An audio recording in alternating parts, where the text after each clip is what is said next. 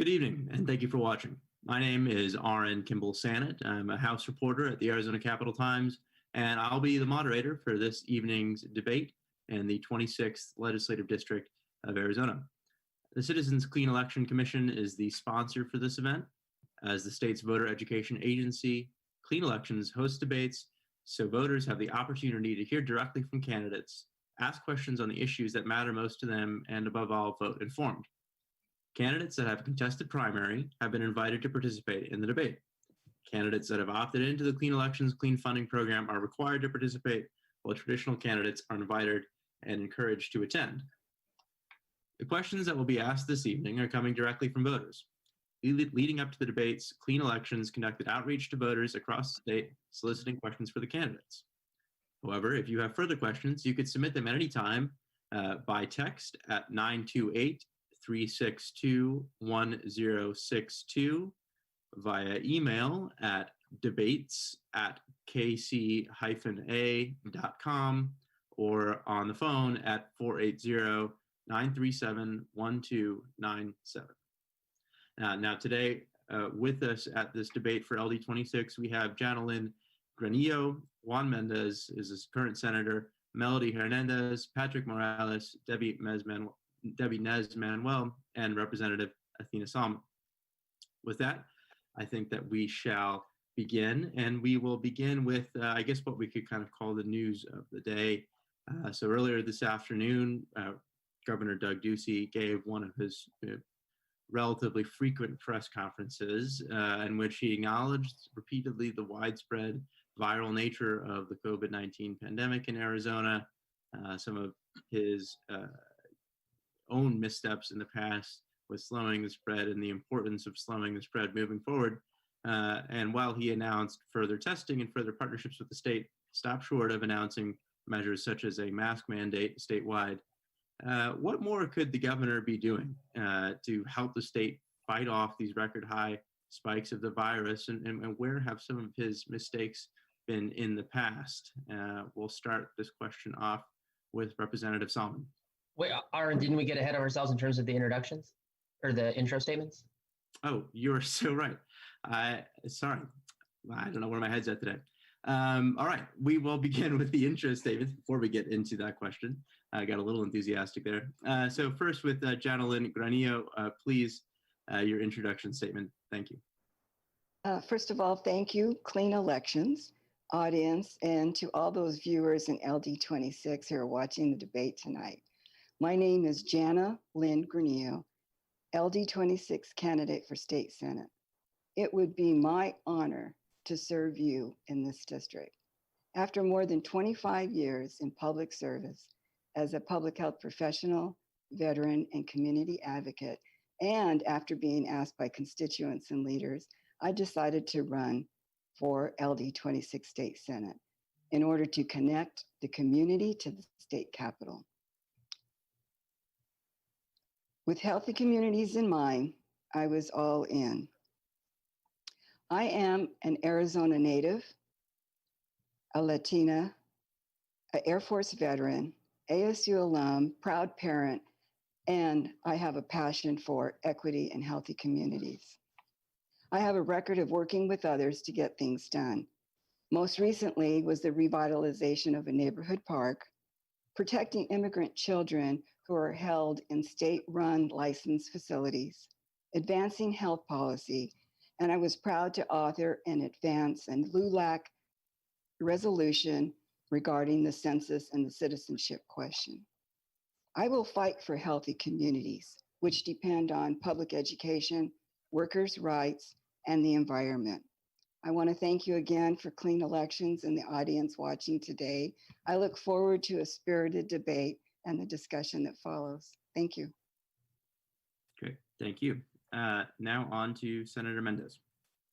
Good evening. My name is Juan Mendez. I want to give thanks to the Clean Elections for making politics without dirty money possible, and thanks to everyone watching online. I'm running for re-election to continue working towards an end to the political and economic inequalities that too many of us work so hard under to provide for a better environment for our families and our shared future. I was born into poverty, and I know what instability is, but that doesn't have to be our future. I'm a first-generation Chicano, born, raised, and educated in the Valley. As a community organizer and a nonprofit leader, my background is in bringing together the people in need and the solutions they need, all while conducting research, developing policy strategies and priorities with others to lead effective programs for our community. My work has shown me some of us live lives that are pretty well, while lots of us are stuck at the edges, just trying to get by, and that was before the pandemic. Our prosperity depends on protecting our environment and correcting the social and economic injustices that hold us all back. We can't do that through tax cuts and cuts to the social programs our individual success depends on. I see my role as ensuring that short-term private interest never undermine our shared long-term public goods and goals. And that's what's at stake this election. So vote for the only participating clean election candidates this primary. We're the last slate of clean election candidates in the entire state. Thank you. Thank you, Senator. Now, Melody Hernandez. Hi, good afternoon, everyone. So like you said, my name is Melody Hernandez. I'm running to be your next Legislative District 26 state representative. And this is a position I have been preparing my entire life for. It specifically started with my dad, who immigrated here from Mexico to support his family. In addition to doing that, he became politically involved, primarily fighting for immigration reform and protesting police brutality. I was there by his side almost every single rally and protest. That for me ignited a passion for fighting against injustices, and that's a passion that I still have to this day. That same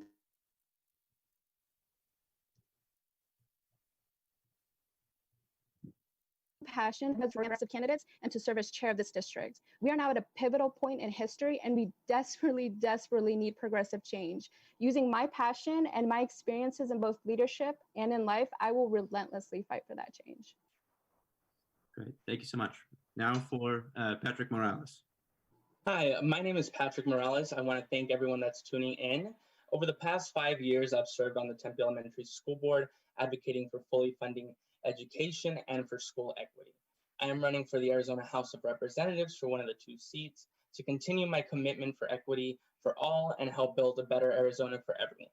My family and I live in the heart of the district. Stephanie, my partner and best friend, works at Gateway Community College, and our daughter is going into the 7th grade. I own a small business with my partner, and I work as the legislative director for the Arizona Student Association. I spend most of my time advocating for students, not just in college and universities, but down at the Capitol. And my passion lies with school equity. And as a school board member, I get to impact the lives of everyday families by passing effective policies that uplift our communities and increase equity. I've dedicated myself to campaigning on issues that matter and issues that matter to our community. And so I'm looking forward to tonight. Thank you so much. Now for Debbie Nez-Manuel. Yate, my name is Debbie Nez-Manuel. Sanjikin Shle, Setna Bitni Bashichin, Setna Jenny Dashichet, Kabahan Tashinale. I am a citizen of the Navajo Nation, and I live in the Salt River, Pima, Maricopa Indian community. I want to extend my gratitude and take a moment to acknowledge the land base of the people. The Akmer Autumn, the Pepash, and Yaqui. Thank you, Ayahat. I am an Indigenous candidate looking to represent our communities in the 4th largest county in the United States. Thank you, Clean Elections, for extending this use to and this opportunity to inform the voters. Today, I want to share that I have already begun my legislative work, even prior to being elected. Yes, I have already begun to help pass a law, one in 2019, where I worked closely with Representative Jennifer Germain to help lead a grassroots effort that sheds light on saving the lives of missing and murdered Indigenous women, also known as the MMIW bill. At the age of 3, when my mother went missing, no one was there to save her. But today, I know the work that I'm doing with joint legislative efforts is saving more moms. And here in LD26, we need much more realistic views of what it takes to work together. In our panel today, I'm here as an advocate, a social worker, a mother who gets stuff done. It's time for us to work for families. I'm the only candidate with experience working in Native or tribal communities. This kind of representation is needed in Maricopa County, and it's something that's missing at our capital. I have lived in the community for nearly 16 years. As this area continues to grow and develop, our voices continue to be left out. I will be a collaborative representative, bringing a voice to those who are yet to be heard. Thank you. Ahiha. Thank you. Finally, Representative Salman. Thank you. Thank you, Citizens Clean Elections Commission, for sponsoring this debate. Arren, thank you for moderating, and all the voters for joining us tonight. My name is Athena Salman, and it's been an honor to serve as your state representative and House Democratic Whip. Born and raised in Arizona to an immigrant family from Mexico, Germany, and Palestine, I developed an early and deep appreciation for our constitutional rights that we often take for granted. This gratitude inspires my fearless defense of the most vulnerable against powerful institutions, including forcing the Arizona prisons to supply feminine hygiene products to incarcerated women by sparking national outrage, unapologetically standing with educators during Red for Ed, having attended public schools my entire life and benefiting from them, and now fighting for the health, safety, and lives of frontline workers and Arizonans during the tragic COVID-19 pandemic. Since the beginning, I have always run as a clean elections candidate. By keeping my campaign publicly funded through support from hundreds of voters like you, I'm accountable to you above anyone else. I'm humbled to run alongside Senator Juan Mendez and Melody Hernandez as your 2020 Progressive Democratic Clean Elections team. Thank you again. Great, thank you. Again, my apologies for accidentally skipping over the introductory statements. Glad we can get that done. And now, barring any other objections, I think we will move to questions. So as I mentioned a few minutes ago, today we heard from the governor once more on the state of the state and its response to the coronavirus crisis.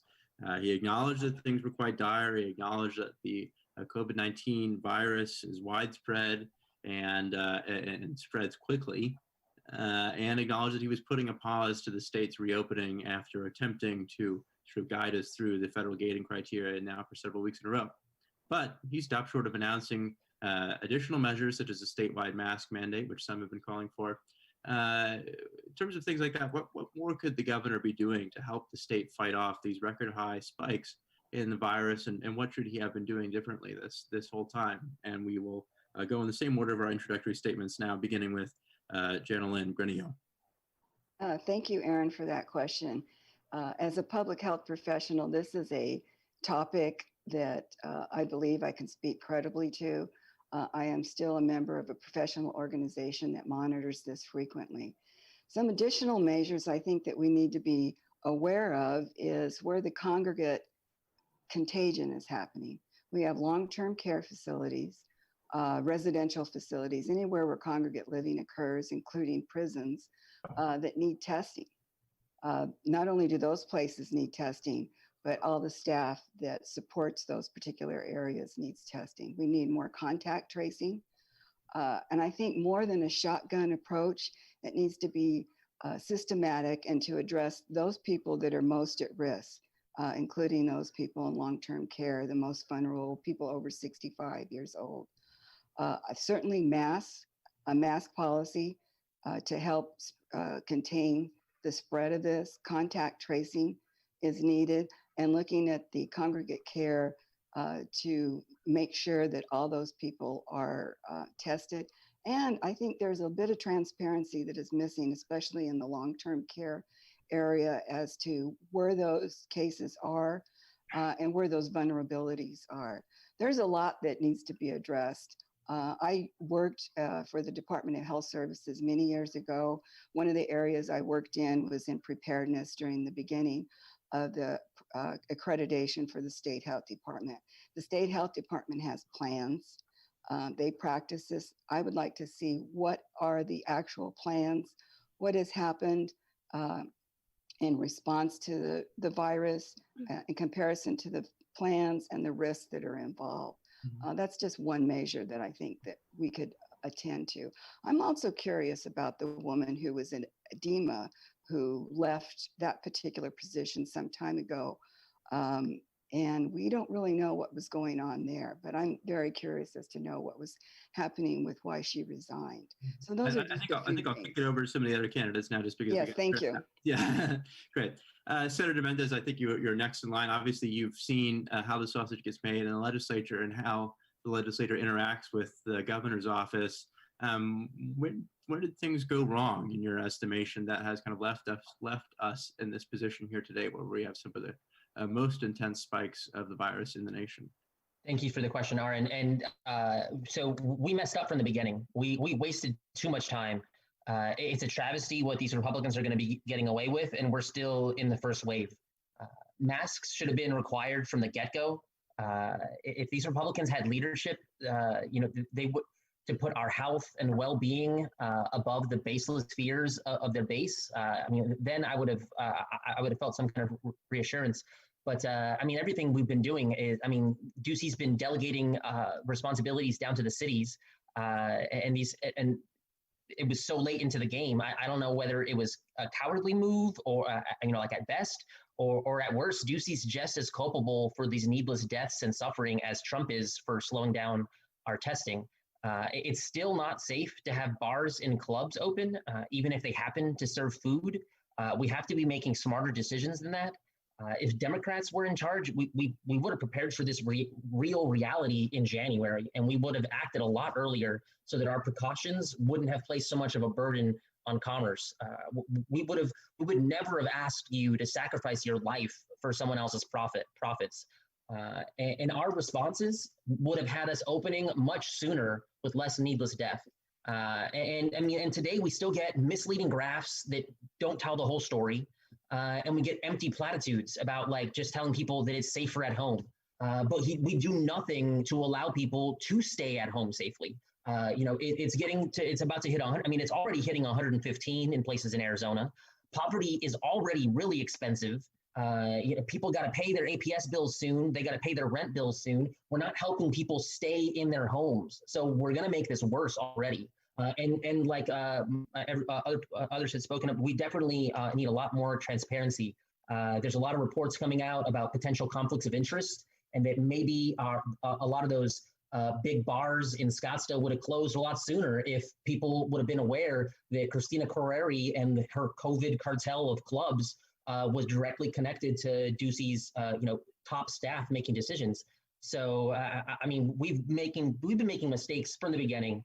And at the least, we need to be mandating masks. Great, thank you. I will remind you all that alliteration does not get you any bonus points, although I do appreciate a poetic flourish. Now we will move on to Melody Hernandez.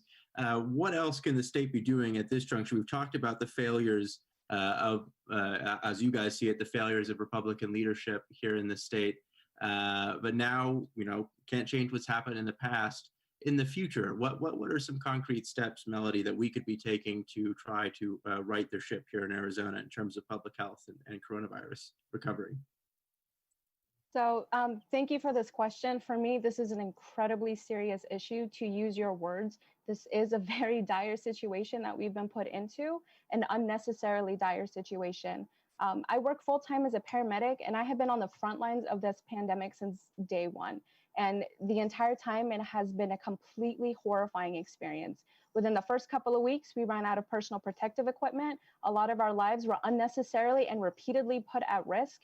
Even now, I'm waiting again for the results of my second coronavirus test, because we are seeing an increase in suspected and positive COVID patients. So to say that the government failed us in the beginning is, I think, an understatement. And I think he's continuing to fail us by not putting in more, that wear mask or the mask mandate. He's not implementing more of a foundation to support, small businesses, to start rebuilding our economy. He's not doing any of that. And so for me, we need to make sure that when we leave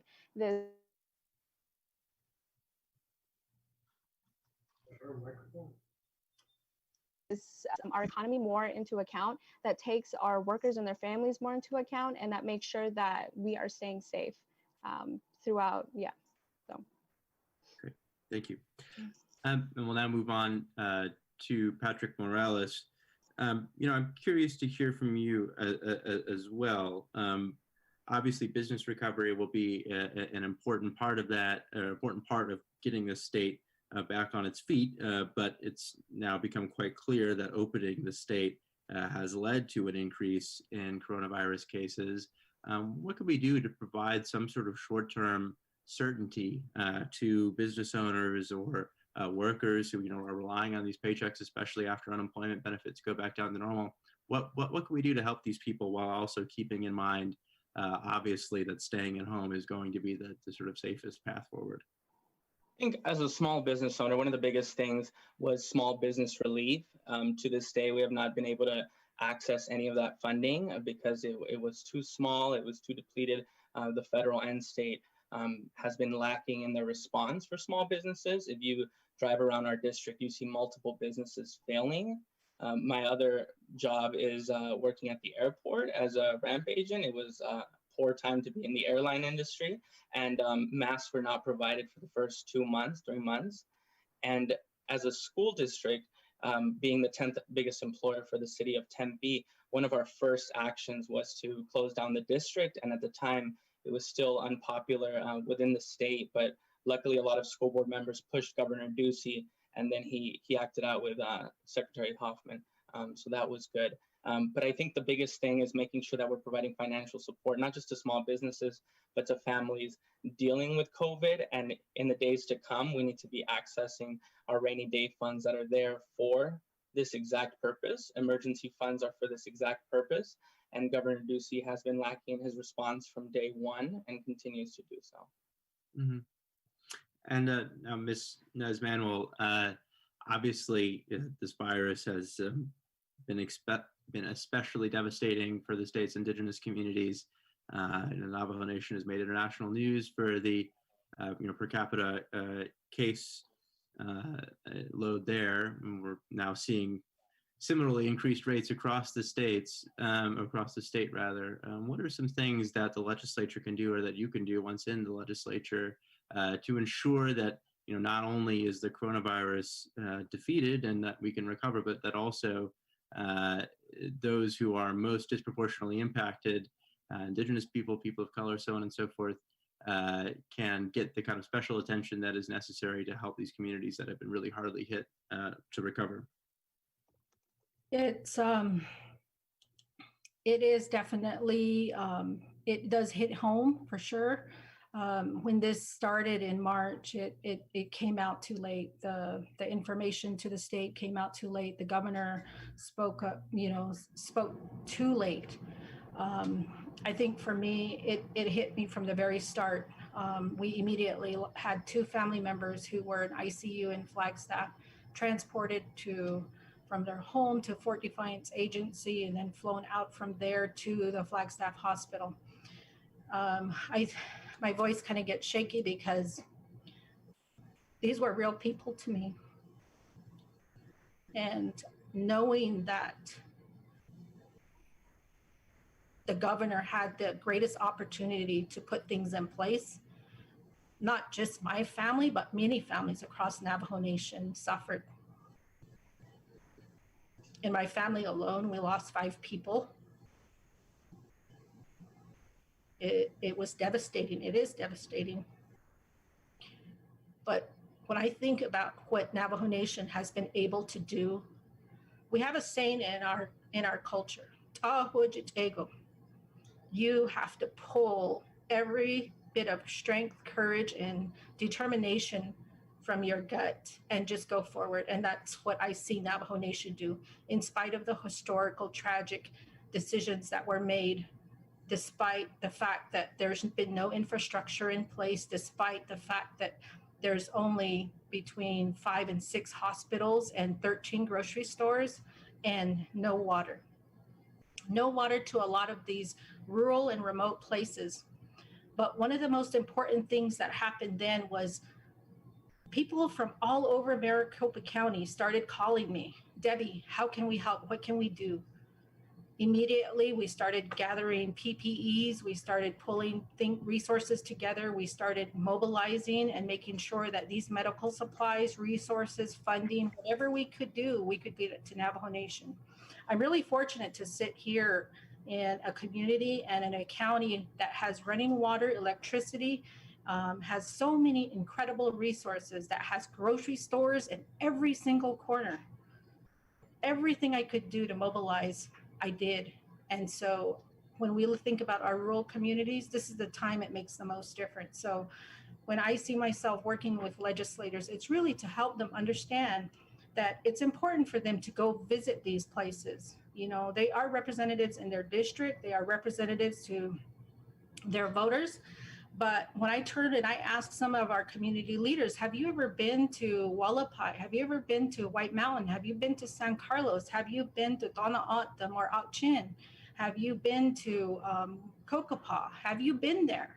And many of them will say, I have no idea where that is. I said, did you know that in Hopi that there are 12 mesas? Did you know this? And they're amazed. So I think it's important that all of our legislators, and when I'm getting there, I want them to understand where these places are, because people's lives are hanging on strings and they are dependent on our vote that we contribute. And it's important for us to be informed about who is out there and what struggles do they have. So I really feel like, you know, there was a lot of things that went on too long, even right now with decision making when it comes to our students' lives and talking about school coming back into session. What do? We can't afford it. We've lost too many lives. Great, thank you. And Representative Salman, will move to you. Obviously, having been in the House, you know, sort of in a position where, I mean, the Democrats in that chamber, due to the relatively tight margins, are kind of among the best positioned to insert Democratic policy proposals in what eventually becomes law. When you come back for next year's session, assuming we don't go to a special session before then, what are some things that you think the Democratic minority or majority at that time should be doing to help the state accelerate its recovery? Yes, thank you. Thank you for that question. And, you know, having, when I worked for Girl Scouts, I spent a lot of time in Northern Arizona, including the tribal communities up there, Hopi and Navajo, and now having the pleasure of serving the Salt River People American Indian community here in District 26. One of the things that my caucus has been pushing for to help Indigenous communities is to make sure that they can keep their sales tax, their TPT. So we are prepared to push. I'm a proud co-sponsor, Senator Mendez as well, on the legislation pre-COVID to make sure that the legislature is respecting that sovereignty and policies that will help the entire state. I mean, the fact that workers are exhibiting COVID-19 symptoms and don't have guaranteed paid family leave, have time off work they can take. They're literally having to choose between their lives and their livelihoods. Do I go back to work so I can keep the shelter over my head and risk infecting all my coworkers, or do I stay at home and risk eviction?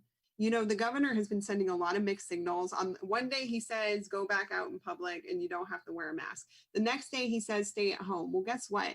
In less than a week time, it's going to be July 1st. His executive order, which places the moratorium on evictions for people impacted by COVID, expires. And you know, we were hoping to extend this via a special session, we, the Democratic caucus, but if we have to do it in a regular session when we are in the majority, we're going to push and push to make sure that the foundation that Arizona families rely on is there to protect them now more than ever, that we're in this global pandemic that is costing, I mean, we're nearing 1,500 lives. And the thing that, you know, with the majority party, and the thing that's so frustrating is they are literally tripping over themselves, trying to protect bad actors, trying to force through tort reform, to make it even harder for individuals, whether it's consumers, workers, people, to hold bad actors accountable for infection up to death. But I'm very proud to be in the leadership team of my Democratic caucus, because we are fighting for you. We are fighting for the working class Arizonans who really need the government to step up and provide some support so you can stay healthy and safe. Great, thank you. We'll hit on a couple more coronavirus questions before we move on to another subject. We're getting a lot of voter questions about education, specifically as it relates to coronavirus. You know, we had an executive order from the governor's office that I think gave a little bit of needed flexibility to schools to allow them to maintain some of their funding and stuff like that if their student counts decrease. But there's still going to be, obviously, you know, kind of a system shock in the fall when students come back. beating in the same order, Ms. Granillo, what can the legislature do to help schools continue to be flexible, continue to educate their students while not becoming, totally financially inviolable if they lose out on things like, formula funding? What are some additional steps that the legislature could be taking to provide that kind of security to the education community? Thank you for that question. I recently heard Kathy Hoffman talk about the digital divide that has occurred, especially with the COVID-19, and illustrating for those populations that are already at risk, the additional burdens that they have felt in our school communities. Having access to education remotely, I understand that the governor did do some actions to help encourage that. I know that Kathy Hoffman has a group of people looking at what they can do and making recommendations. But I think it's important for the state of Arizona to address the digital divide, the equipment that our students have, and to give them guidance and flexibility, especially in terms of the amount of payment that they receive for students who are in the classroom versus doing remote learning. So that, number one, that needs to be taken care of so that they have equal footing regarding the payment. I think that they also need to provide them support for the childcare, because we have situations in our school where in order for these parents to go to school or to have their children go to school, they need them to go to school, if not provide childcare. So that needs to be addressed. Those are the top two as far as I'm concerned. Get guidance from Kathy Hoffman. They get guidance from CDC. They've been applying for grants. Look at what those big gaps are in terms of payment, and where those children who are suffering from the digital divide, how can they bridge that gap? Those are the top things that come to my head right now. Great, thank you. Senator Mendez, what can you offer to educators, students, and families who might feel that even with the recent assurances from the governor, they still don't know if they're going to be safe going to school, or if their schools are even going to have the money to provide basic services and education? Thank you, Arren. First, I doubt anybody was reassured by the governor's press conference today or the previous one. If the virus is widespread in Arizona and we're safer at home, then why are we about to send students back to class in just a couple of days, right? And Ducey's education plan talks about flexibility, but letting districts figure this out for themselves isn't leadership.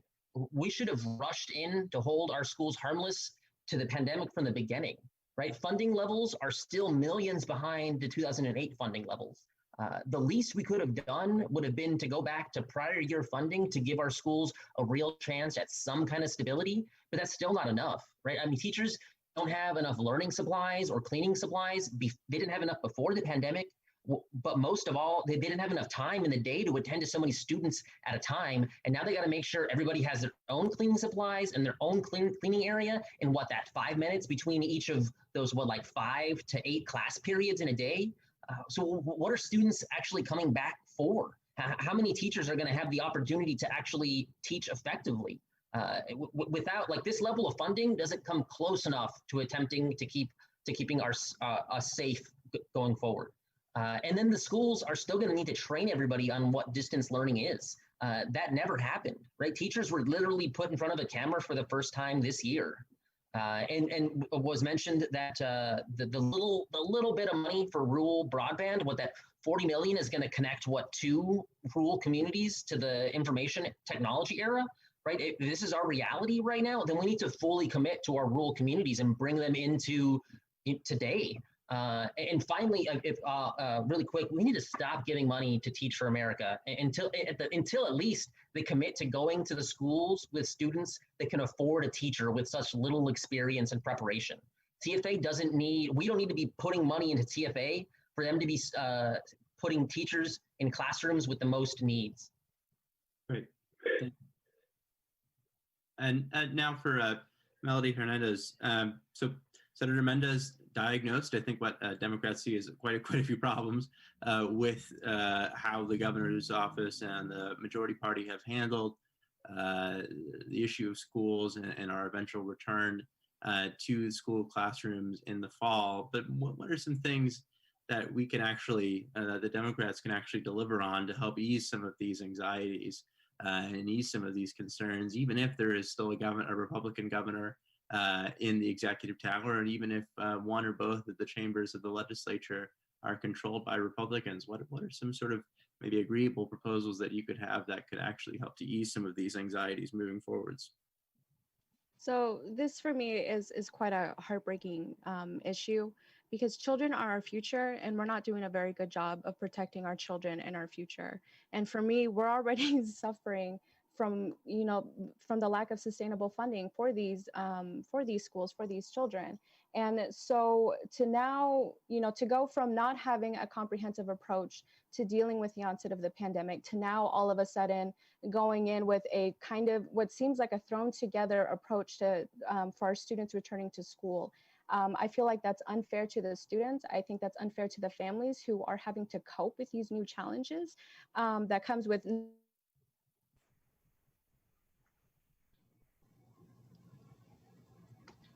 now trying to find daycare, care, things like that. And for me, one of the biggest concerns is, hybrid learning is a pretty good option to kind of go forward with. But at the same time, how do we ensure high quality distance learning? That's one of my biggest concerns. And then what if we have schools starting to close? How do we now support those schools, reclosing and putting that pressure again on the families and on the students, on the teachers, on the staff? So for me, I feel like there's a lot more that we can be doing. I feel like the governor and the legislature needs to do a better job of coming up with a more comprehensive approach that supports the children and the staff and the families from all levels. Because this is just going to get harder if we don't do that. And I think we're going to leave our students even farther behind than we have already left them in Arizona. And that to me is just unacceptable, and it needs to change. Now, for Patrick Morales, the digital divide has come up now a couple times. It's obviously a big issue when you're looking at educational outcomes compared to Arizona's rural and urban communities, and working class and more affluent communities. And I can imagine that this coronavirus is only going to be aggravating that divide, widening it. What are some things that the legislature can do to try to bring these two coasts together in terms of kind of the relationship between things like class and demographics and educational outcomes? I think there's a few different things. Kind of to set the stage, we have to remember that the Arizona legislature has been systematically defunding public education since before 2008. And I think a lot of that is just getting back to that level, as Senator Mendez said, not just current year funding, but also school maintenance funding, and making sure that certain funding, most specifically the desegregation funding, is super important. It's what districts rely on. And when we look back at when the state wanted to cut desegregation funding, they were saying, it's 14, 15 school districts, but it was more than 50% of the students in Arizona that rely on that funding to make sure their schooling is a little bit more equitable. Luckily, my district went to one-to-one computing a couple years ago, but more importantly, we have to push and make sure that we understand that not everyone has wireless internet access, and that the state needs to step in where cities and school districts cannot afford that funding. And including the recent shift to a lot of the virtual technology. My biggest fear as someone that is against the privatization of public education was that a lot of our students will be switching most likely due to parents' involvement and community involvement to a lot of online charter schools come fall. And if they don't, then they're stuck in a school district that will have to decide whether they will be in person, hybrid, or fully remote. And at this moment, I don't think any district should be opening, especially on the trends that we're going. Mm-hmm. And now, Debbie, we heard Patrick say he doesn't think that any district should be opening. We've heard that from some other folks as well. What are some alternatives that lawmakers or community leaders can provide to ensure that kids aren't totally falling behind on their studies, while also recognizing that, frankly, online education may not be practical for everybody, and returning to actual classroom sites may just not be safe? So when I think about our school programs, I have to really speak, from my heart, that I'm a mom. I've watched my 3 children go through transitions in their learning If it was a regular classroom to a child who had special needs, or a child who was gifted, these are the things that we have to really pay attention to. I've listened to some of our organizations like Save Our Schools and Stand for Children. These individuals have seen me in classrooms. I've worked with ACLU and Demand to Learn, and we were looking very closely at how kids were getting pushed out. That was a big issue. So when I think about our schools going back into session, it's another big challenge. But one of the most important things is we have to include the voices of our stakeholders, and those are parents. If we have some students who are in high school who have a contribution to make to that, to make sure that we're hearing from them, that's something we need to talk with stakeholders about. Because when I think about my three children, they're all different. Their learning needs are very different.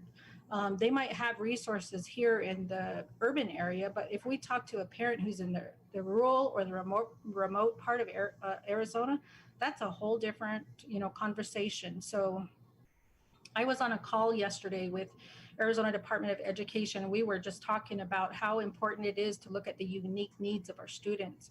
As a parent, I can't make this I can't make a decision by myself. I need to work with my school. I need to make sure that I understand the needs of my child who has an IEP. I need to understand what my gifted child, needs are. So when I look at these alternatives, an alternative is really sitting down with parents. They are stakeholders in this process, and that's really crucial. I love when Creighton School talked about an example of working with their parents. They found a way to make sure that there was a conversation happening all the time. So when we begin to do that, that's important.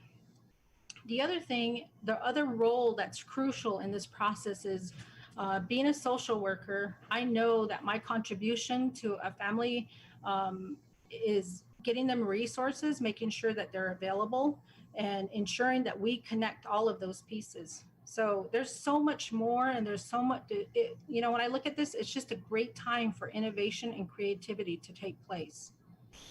Thank you. Thanks. Now, Representative Salman, Republicans in the legislature this year made a big show about their previous budget efforts to restore things like district additional assistance and Ducey's teacher pay raise plan 20 by 2020, and that, of course, led to some conflict on the floor of the House over whether we should adjust for inflation, so on and so forth, what level of funding we're truly at. I think these things can become a little abstract to people. From your perspective, how bad of a position has the leadership of the state of the last several years put us in terms of educational funding, and what can lawmakers do to get us out of that position? Thank you. And that is a great question. I will tell you the reoccurring theme in what is holding back the progress in Arizona is the alliance and the attentiveness that legislators pay towards the wealthy and the powerful, especially the Arizona Chamber of Commerce, which my opponent has been endorsed by.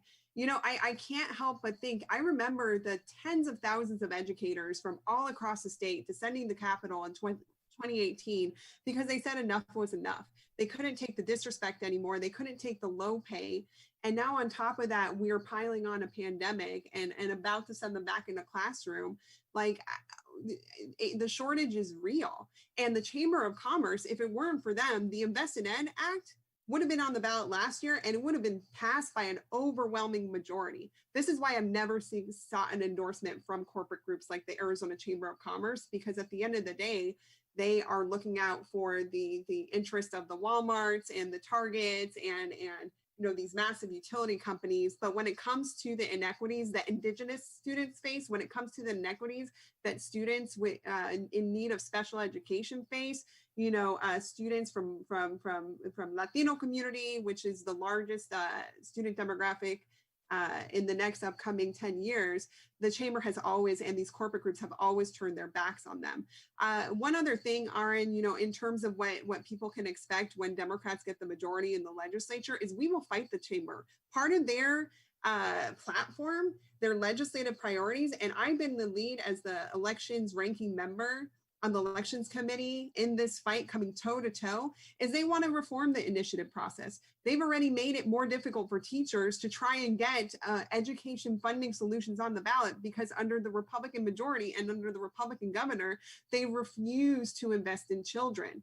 It's hard to, the majority of public school students, I think in 2012, right after I finished my bachelor's at ASU, the majority of public school students became Black and brown. And it's really hard to believe that they started divesting in public education, not because there wasn't some underlying tones of racism. So, at the end of the day, like, you have to pick and choose who your stakeholders are very closely. And one of the greatest obstacles that I've had to fight as a progressive Democrat representing a majority minority district, one of the most progressive districts in the state, is the fact that these large special interest business groups are fighting us tooth and nail, and that includes our public education system. And I'm rooting for the Invest in Ed initiative. I encourage everyone who's watching right now, if you haven't signed it, go to the Arizona Education Association websites and find a place that you can sign it. They're turning it in hopefully in a couple days. But, at the end of the day, like, we're talking about the structural reforms that these large corporations and business groups are putting in front of hardworking people like our teachers and our families. Thank you. And obviously you guys have kind of hinted at this now, and I think we might as well just get into it. There's clearly some policy differences between 50% of you and 50% on the other side. Obviously, you guys are all Democrats, but there is a sort of, at least what I assess and what you guys have sort of referred to as a progressive and maybe more pragmatic divide among those running for office in this district. Obviously, none of you are Republicans. It is LD26 after all. But I'm curious, and I'll direct this to you, Debbie, to start out with. We just heard Representative Salman sort of cast aspersions on the Chamber of Commerce and other business groups that occasionally court Democratic candidates. Should Democrats shy away from looking for the support of business groups like the Chamber and in general kind of adopting more of a spirit of bipartisan cooperation? Or should that be something that Democrats should be embracing? When I think about what it is that we have to do, I look back on these past few years, and I mean, probably the past decade, when I really got involved in the process and to really pay attention. And I watched everyone. I watched people closely, and I looked at people who communicated well, people who got work done. And it was pretty amazing what I saw some of the legislators do. Some of them really got things done, but it had to do with their approach. It had to do with the fact that, you could have a conversation with somebody no matter who they were. When I helped to pass this bill last year in 2019 with the missing and murdered Indigenous women, it had to do with my approach. Not only did I attend almost every committee hearing that there was, if I was waiting in between a committee hearing, I went to someone else who was there to see how I could support them. In the hallways, in the lobby, in the stairwell, I talked to legislators. It didn't matter who they were, because every one of them had a vote. Every one of them had a say in what was going to happen. And if it meant that I had to talk to somebody who was going to be hinging on how do I vote? What do I do? Saving a life is the most important thing to me. It's not whether or, I don't approach a conversation to say, are you a Republican? I'm a Democrat.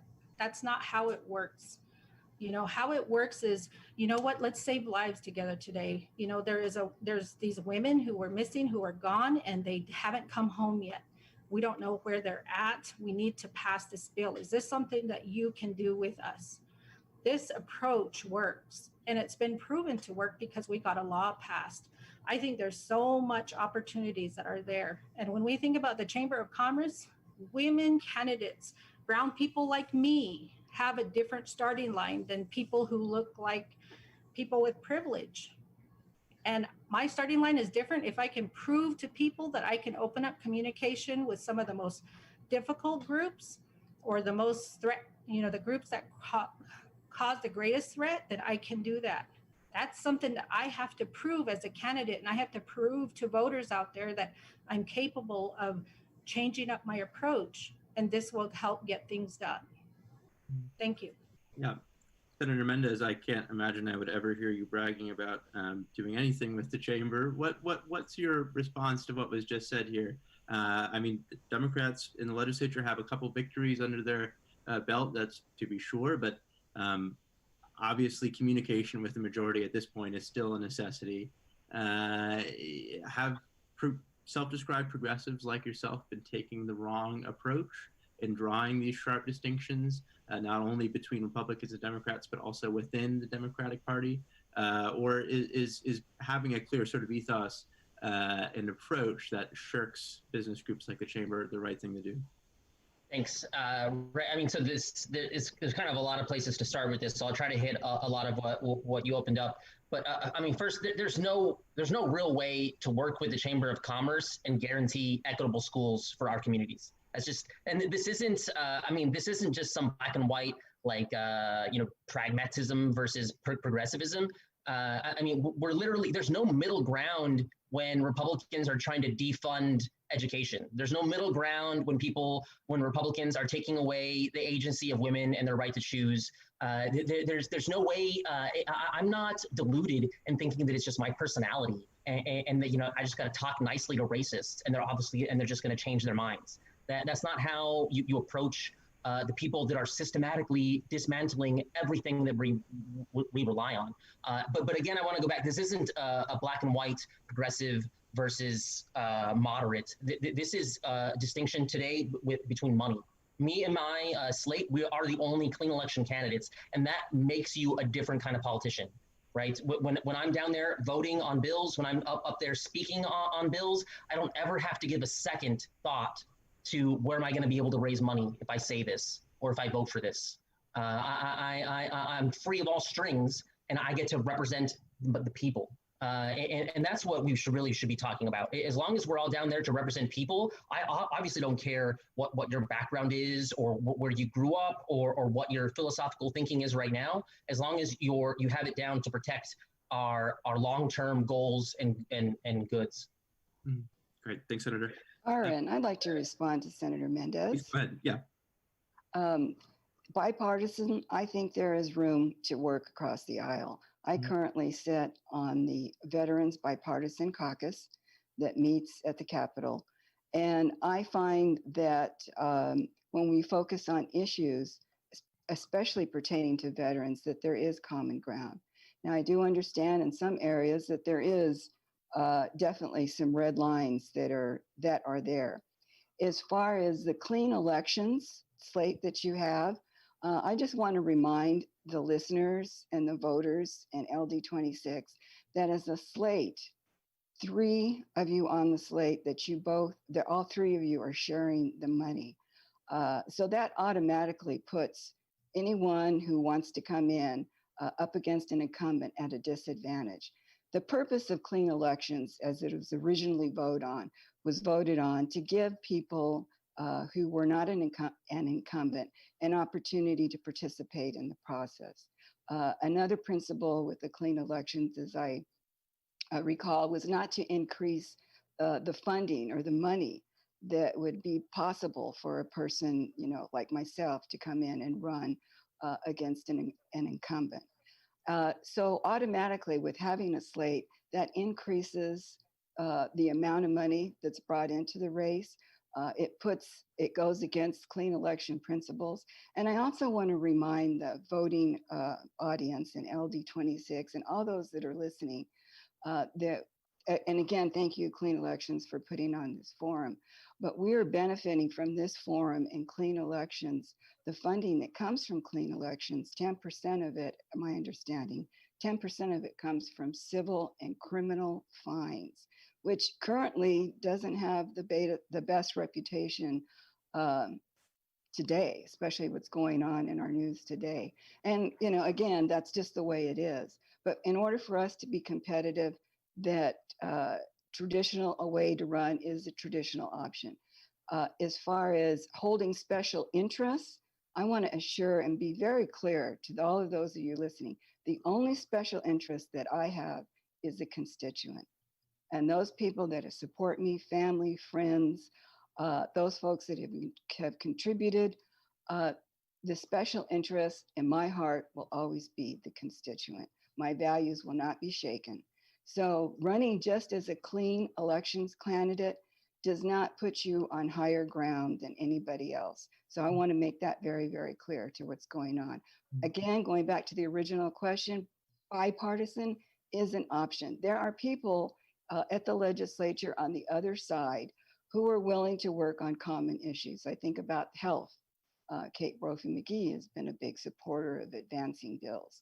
And we need to embrace those people who can help carry that message and get our goal across the goal line. What we have, the fact that we have is a majority. So given the situation, we need to do what we can to work across the aisle.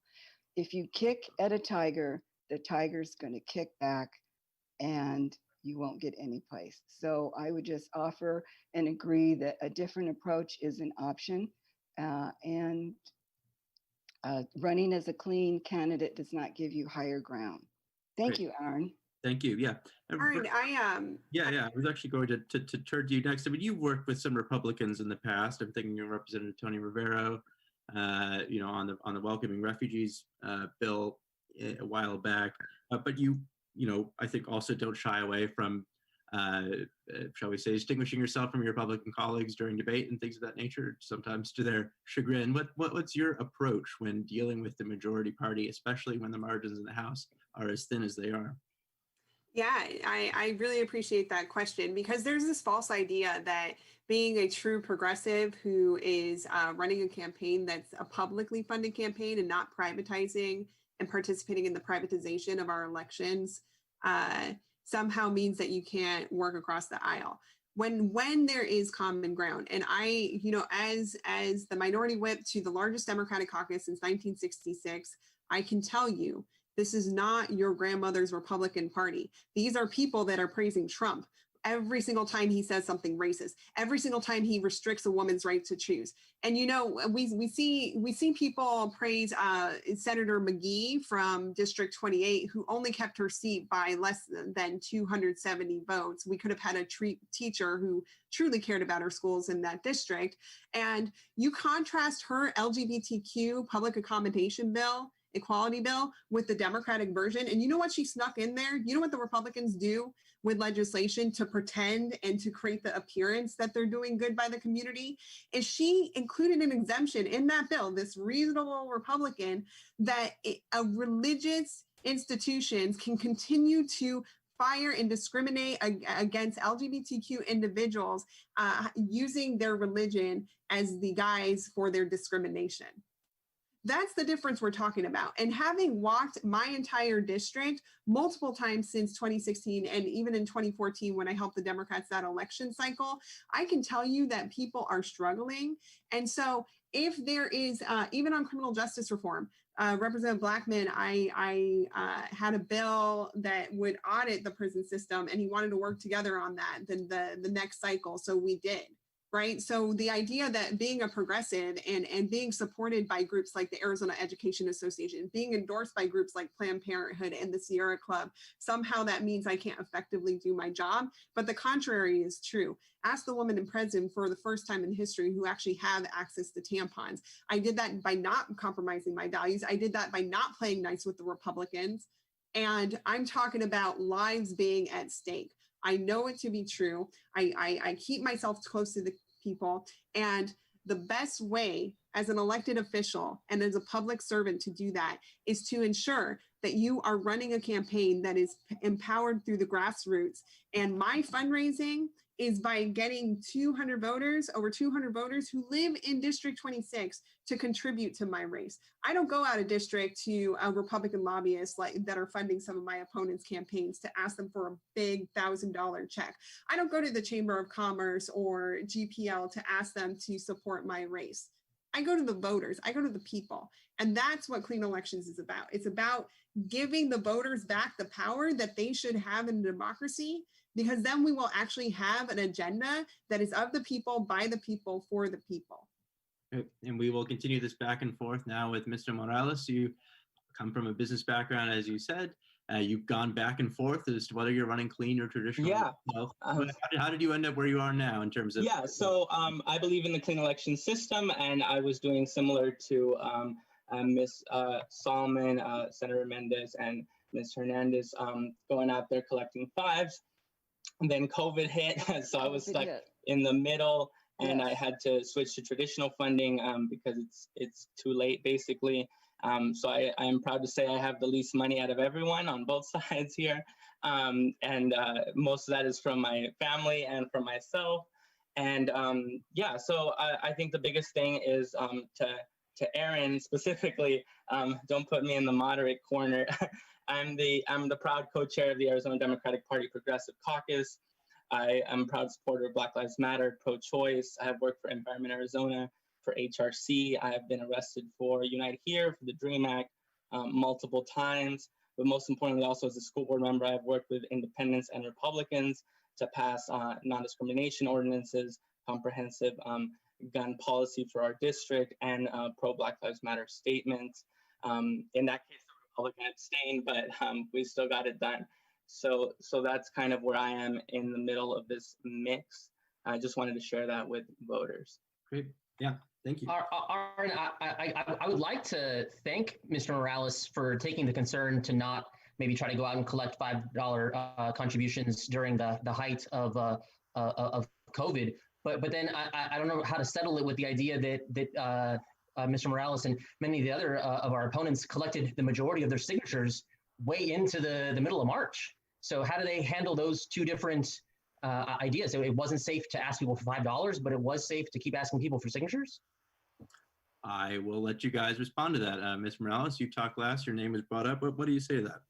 Yes, I collected it right before the state shut down, right before Corona hit on March 17-ish, around the election day. Lucky for me, Tempe was having an election. So we collected signatures then and got on the ballot, because at that point we didn't know if I was going to lose my job at the airport and just be stuck at home.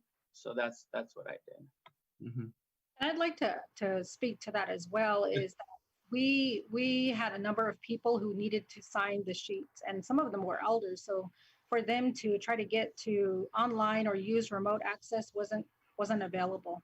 I have no apologies for the signatures I've collected. There were people who wanted to sign, and more people wanted to sign, but when you're trying to watch out for their health, you're being extremely careful how you proceed. And that's not something that none of us should apologize for. If people want to sign, we're going to tell them no, or use the online system when they don't have access to the computer system or know how to use it. So thank you so much. I would also like to respond to that, Arren. Quickly. Many of the signatures were collected on the voting days and voting centers. And again, this was before the state shut down. I had lots of supplies. I had gloves, I had hand sanitizers, I had Lysol, I had alcohol. I had a sign with a QRC code where someone could go and scan it and sign a petition online. I even had people who were collecting signatures for other initiatives that are important to the Democratic Party. And they weren't in my district, and they'd come up, they'd say, well, are you in my district? No, well, here, have some hand sanitizer, have this, have that. So great precautions were taken. And after the state did close down, that pretty much concluded the collection of signatures, and all signatures were done with a high degree of safety in mind. And then I'd like to come back to some comments that were made earlier so that the audience doesn't lose track on lumping people in one category or the other. I think it's important to look at a particular situation, to work in a bipartisan manner. If the situation doesn't work, that compromises your values, you're not going to go there. But to lump one situation as a totality of an entire person's personality, I think is unfair. So I just want to make sure that people understand where I'm coming from.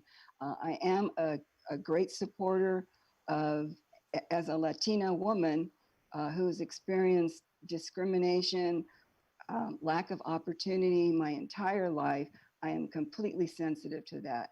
And as a veteran woman who served in the Air Force, LGBTQ and gender identity. I just am very supportive of all the people that are out there and our opportunities for equity and opportunities to advance. Great, thank you for that. Ms. Hernandez, we haven't heard from. No, we're just going to kick it over to. Sorry, we're going to kick it over to Melody Hernandez just because we haven't heard from her much. I want to give her an opportunity to chime in on this. So you're running on a slate with Senator Mendez and Representative Salman. They are obviously staking a certain kind of claim here. Where do you feel that you kind of fall in this sort of spectrum that we're trying to hash out in this conversation? What do you kind of view as the proper role of the Democrats in their communications with business groups, with the Republicans, so on and so forth, as policy gets crafted? So, Arren, I'm so sorry. Your question, you did freeze for a little bit and your question cut off in the beginning. Could you repeat that for me, please? Sure, yeah. I'm just sort of wondering where you feel that you fall on this sort of spectrum that we're hashing out here in terms of, you know, the appropriateness of working with business groups like the Chamber, of staking a sort of progressive identity or not.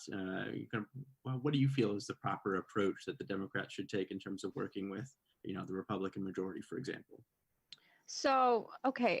So first off, I want to address something that one of my opponents, Ms. Manuel, mentioned. She mentioned starting off from a different starting line. And I just want to say, as a Latina who grew up the proud daughter of an immigrant, who faced discrimination, who has faced death threats, and sometimes still lives in fear that another family member or another friend is going to be deported, it's safe to say that I also started from a different starting line. And I think it's kind of brave to say that when you're also surrounded by different minorities, different candidates from different minority groups who I'm sure have also faced their different challenges. So yes, there are different approaches, but there are also wrong approaches and there are right approaches. So for me, running as a clean elections candidate is a right approach because first of all, I am a minority who is living paycheck to paycheck. And for me, running as a clean elections candidate allows me to run a powerful campaign where I can talk about my progressive values and my progressive message, and that allows me to stick to my values in the sense that I am truly not ever going to be held accountable to corporate interest groups, to PAC money, to dark money, and to lobbyists who hide behind dark money. So for me, yes, to say something that Representative Salman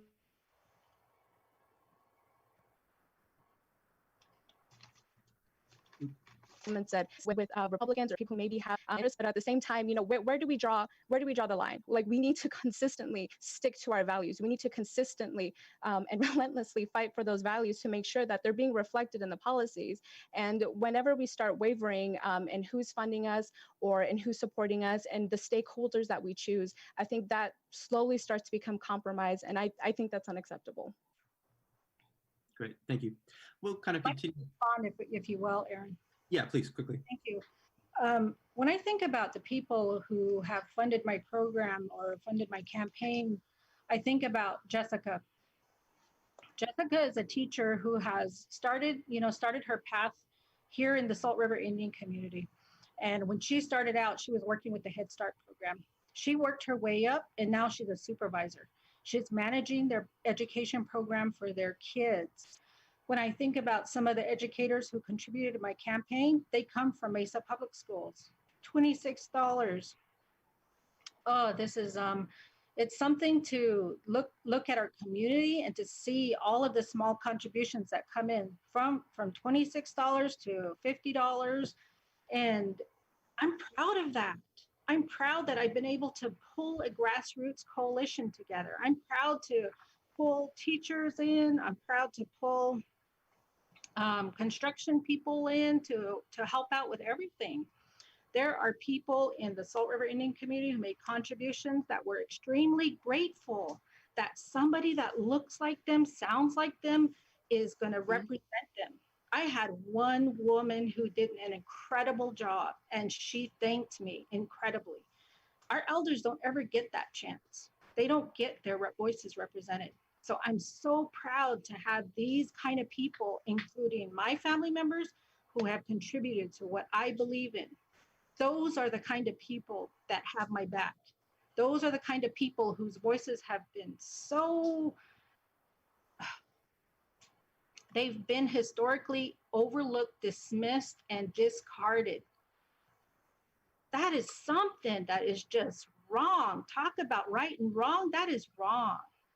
So when I have people contributing their last dollar and saying, you know, I can put off this opportunity right now, but Debbie, I really want you to be in there. Here is some money. I don't know how much it's actually going to do for you. I don't know how it's going to work, but you know, here, do something with it. I say, you know what? Thank you very much. That's going to help purchase a sign. That's going to help purchase literature. That's going to help purchase whatever tools I need. So I really am honored to have our young people, our youth, our elders, people who shouldn't be giving, who are just saying, no, take this. You really need it. I'm honored to have that. There is, you know, there is nothing else that there's no excuse or apologies for what I need to do. I love our district. I dedicate many, many hours in our district with our school, with parents, with families, with elders. I've knocked doors from the east to the west side. Here in Salt River, I've knocked hundreds of doors. And that should be something that we should be looking at. Arren, I'm grateful our opponents were able to gather some small dollar donations, but I wonder if they're just as proud of the thousands of dollars they received from lobbyists and PACs. Do those donations, you know, do they offend the small dollar donations? Don't they not muddy up those small donations? And how do they settle those thousands of dollar donations they're getting from lobbyists and PACs? And to be specific, Arren, I mean, our opponent has taken money from the Walmart lobbyists to the tune of $1,000. She's taken money from the insurance industry lobbyists. And now we have a lobbyist that represents big tobacco, spending tens of thousands, sending people to go door to door, knocking on doors in a deadly pandemic to try and talk to voters in person.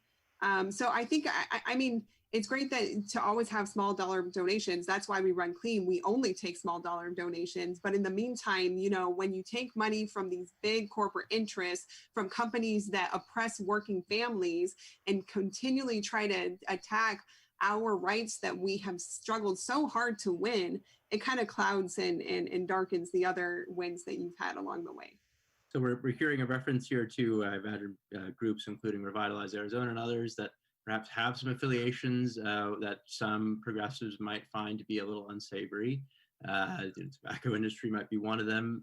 But for those of you who have had Revitalize AZ spend independent expenditure monies in support of your campaigns, what is the defense to that? Are these attacks misplaced or in bad faith, or are these some things that you feel that you can defend? It is something that's misplaced. I don't know anything about Revitalize Arizona, but I did have constituents say, hey, you know, what is this, Debbie? I got really worried when they sent something because I didn't know what they were talking about. I said, can you please send me a picture of what it is you're talking about?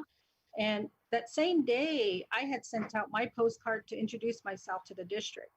And so I thought that's what they were speaking of, but instead I got a card that had a picture of me and Jana on there. So as I was sitting there, I was thinking, who is this group? Who are they? And we started to look into it. I had nothing to do with them. I don't know what that was about. I have no idea. But, you know, people, you know, got them on their doors. I don't have any idea. Right now, our campaign team is not knocking on doors. They're not risking the health of our neighborhood or our district. They are people who are working out there because they believe in the same thing we do. It doesn't mean that it had anything to do with me. So when I think about these organizations that are working together, you know, they probably believe in the same things I do, a livable wage, representation that has been sorely overlooked. You know, there's a lot of different things that people value. And, you know, if they value it, they're probably going to support candidates that they align with. I have no idea, but thank you so much. Right now, I feel grateful that I have unions supporting me. I have, and the reason why unions are so important to me are because I've had a number of family members who have. We're gonna keep things on track real quick here before we start talking about unions. I want to stick this, and I also want to hear from Jana. You know, you guys were on these Revitalize AZ flyers together. Obviously, officially, you can't be coordinating with IU groups. That would be illegal. So I mean, feel free to admit it, but I can't promise anything bad would happen to you. I don't know who Revitalize Arizona is. Can I just So get a let me sense just- of let me why, just- why you might think that certain groups that are affiliated with the business community might be spending to support your campaigns over the campaigns, for example, of your opponents? Say that again. You came in and out. Well, I Why- was wondering if you have a sense of why you think that some of these groups that are affiliated with the business community might be spending in support of your campaign as opposed to the campaigns of your opponents. What do you think? I don't know about the folks in the business community, why they would be supporting my campaign. But I would encourage those people that are listening here tonight that I represent an opportunity for change in the district, for effective change that will, I think, advance the needs and the values of the constituents of LD26. There is an opportunity, you know, in any election to have a contested primary. And if there's a need for a change, which I believe there is, otherwise I wouldn't be in this particular race, then this is an opportunity to have a change. Currently, I don't know what accomplishments the incumbent has made at the legislature. I recently reviewed many of the bills that the incumbent has put forward. They don't get a hearing. They don't advance. Why is that important? Other Democratic representatives do get their bills a hearing. They do get advancement. Representative Shaw recently had one that came through that was introduced at this last session and passed. Our neighboring LD18, Sean Bowie, also had some legislation passed going at addressing schools, community colleges, behavioral health. Why are they able to succeed and the incumbent is not? So why would anybody want to support Debbie and I? I think it's an opportunity for a change, to see results.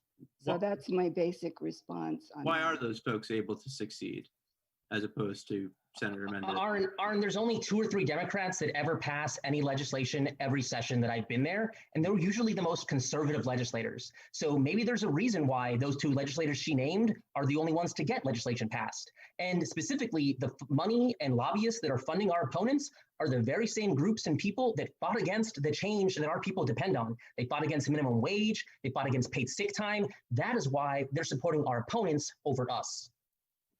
I would just like to answer that, Sure. Arren. Briefly, and then we're going to move on to a new subject. And to make this very clear, the only special interest that I have for LD26 is the voter and the constituent.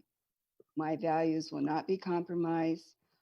I think that I can, with the help of other legislators, the community, and a smart agenda, advance what needs to happen, especially as we face COVID-19, the recovery. As a public health professional, I am well versed in what has happened in public health for many years. I think I can be of value to the body, and I think that we can advance what needs to happen right now in the legislature to get us through what's happening and onto recovery. Thank you. Thank you. All right, and before we move on to a new subject, I will just remind everybody that you are watching the Citizens Clean Election Commission debate in LD26. As the state's voter education agency, Clean Elections hosts debates so voters have the opportunity to hear directly from the candidates, ask questions on the issues that matter most to them, and vote informed.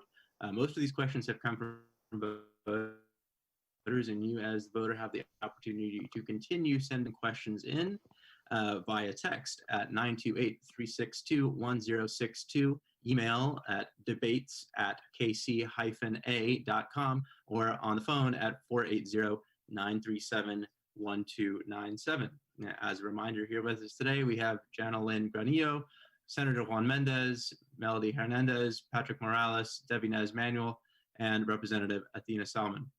Great. Thank you guys for indulging me. Let's move on to the issue. We've heard some references to it already, policing, police violence, racism, so on and so forth, that has now been exposed, I think, for a lot of Americans who maybe have not been paying super close attention to some of these things in the past. I want to start with you, Patrick, just because you mentioned it a little bit before. What is the sort of proper legislative response to police violence, to these killings that we've seen, you know, of course, here in Arizona, Deion Johnson, as well as other states, George Floyd, of course. And what is the sort of legislature's role in doing that? How can you bring the energy that you referenced to the Black Lives Matter movement into these sort of more traditional halls of power at the Arizona Capitol? I think the biggest thing at the Arizona State Capitol is that there is a roadblock right now coming from plea and a lot of the officer associations that are down there pushing for officers' point of view that sometimes is not in line with a lot of the people that are suffering in the streets. I think a lot of it starts with our schools and with the restorative justice practices and the school to prison pipeline. I was there the day, and I'm sure Representative Salman and Senator Mendez remember when $100 million was directly taken from community colleges into private prisons. And all of this is a direct correlation of the folks being down there at the Capitol and making sure that they get their money and that Black and Brown communities at community colleges and universities do not get their money. And our police force should not be over-policing and militarized the way they are. Most of the time they're buying extra military grade weapons and things like that that are bought after they're used in warfare. That is something that should not be the norm in the United States of America. And it should not be controversial to say that Black Lives Matter, especially in 2020. A lot of these conversations started not just hundreds of years ago, but more recently in Arizona with Remain Brisbane in 2014. Oh, and I believe we lost Debbie, strangely enough. Okay, well, in the meantime, hopefully our Clean Elections folks can figure out where she went. In the meantime, I'll kick this question over to Representative Salman. You guys have a little bit of an advantage as you've been working on some police reform legislation in the Democratic caucus. I'm wondering if you could kind of just point to what you think the most important steps forward that the legislature should take are in terms of remedying this crisis that we're now seeing on the streets across the U.S. Yes. So first and foremost, every single elected official, regardless of whether or not you're a Democrat or Republican, should acknowledge the fact that Black Lives Matter. They should be able to unapologetically reaffirm that statement, because the reality is that our policing institutions are born out of slavery. They're born out of protecting property, and they're born out of protecting property at a time when human beings, Black people in America, belong to white folks. So the idea that this institution is something that can be saved, I mean, there's a very legitimate debate happening, because what we have seen now in the modern day is Deion Johnson getting shot and killed because he was sleeping in his car. When I was working in rural Arizona, I had plenty of times where I pulled over the road and took a quick cat nap in my car because I didn't want to crash while sleeping. You know, you have people like the poor Antonio Arces in the Diablo precinct of my district who lost his life. And now the city of Tempe is having to pay out a settlement because Arizona gives him qualified immunity for acting negligent. And if we had a good county prosecutor, if we had a county attorney who had the courage to stand up and hold these officers accountable, he should have been charged with unlawful conduct, right? And so what we're advocating for is just the first step. What we're advocating for is demilitarizing police departments. The 1033 program that Morales was talking about was expanded after September 11th. And now we have militarized police departments, especially in Arizona. We need to make sure that we have mandatory body cams. We need to eliminate qualified immunity. And we need to strengthen the police misconduct registry, the same registry that right now the Republicans consistently try to weaken time and time again. They had a bill this session that would make it harder to put an officer for misconduct on the Brady's list. So we need to formalize a police misconduct registry in Arizona because we don't have one. And we need to make sure that the officers are held accountable. Not only should every single officer be on that registry, but their discipline record should, and we should be mandating that police departments check the registry before they make any kind of hiring. And then the obvious thing is that, you know, for some, it sounds radical when we talk about diverting resources away from our criminal punishment system, until you realize that for my entire life, for Melody Hernandez's entire life, and for most of Senator Mendez's entire life, the Republican Party, Republican politicians have been defunding our education system. They've been corrupting our healthcare system, and they made housing unaffordable so that the millennial generation, the generation behind us, cannot reach that American dream. And all that money has been going to the Department of Corrections, has been going to imprisonment, have been going towards law enforcement and the militarization of our public safety system. And so now more than ever, we need elected officials to fight for that reappropriation and reprioritization, because the budget reflects your values. And right now, our budget don't reflect my values. And Debbie, welcome back. We were discussing the proper legislative response here to these protests and demonstrations that we've seen in response to what amount to police murder of Black and brown people in this country. I'm wondering, what do you think of the legislative? Obviously, a lot of this is handled on the municipal level. I recognize that, but I'm curious to know what you think the proper role of the legislature should be, and of you as a legislator should be, in responding to this crisis of police violence.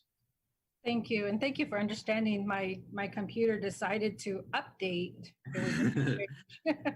But, you know, my heart goes out to the victims of the families who have been tragically killed by this behavior of police and the brutality that has taken place. It is devastating. It's devastating no matter what community you come from. When we think about the relationship between the legislator and the cities, there's also the governor. And so when we're thinking about demilitarizing our police force, that's one of the choices that's one of the goals that needs to happen. I believe when Sheriff Joe Arpaio was here, he ordered tanks. You know, the kind of weapons that our police officers carry with them are extremely deadly. You know, there's a lot of opportunities to do things differently, but when I imagine that when you're a police officer, that the adrenaline rush in a human body is pretty significant. When you think about what they're going through in that moment, it is difficult. I had a conversation with my husband asking him, you know, he's a retired firefighter. And I said, what happens in this situation when your adrenaline is going and you're there to respond? There's so much that can happen within split seconds. And I think for me, it's making sure that we continue to have conversations, making sure that training is available for police officers. I think right now, when we think about Arizona Post, that's an organization that can be held accountable. We need to increase training opportunities for police officers. But the relationship between the state, the legislators, and the cities are extremely important. We can't have organizations who are meant to protect us be oppressors. We can't do that. There was a time where I experienced, not too long ago, we lost a police officer here in Salt River Indian community. And when we lost this police officer, I was taking a drive headed to that direction where they were having this vigil. And emotions were running high. There was so much happening. And within moments, within a matter of moments, I was pulled over because my vehicle was mistaken to be some crime that had just taken place. And before I knew it, I was getting out of my vehicle. My hands were in the air. I was kneeling on the ground and I was wearing my hair bun. I think most people who understand our cultures, our indigenous communities, understand what this means. It's a sacred part of who I am. But within a matter of seconds, I had between 12 and 15 high rifle guns on me. I had lasers shining on me and my life flashed before my eyes.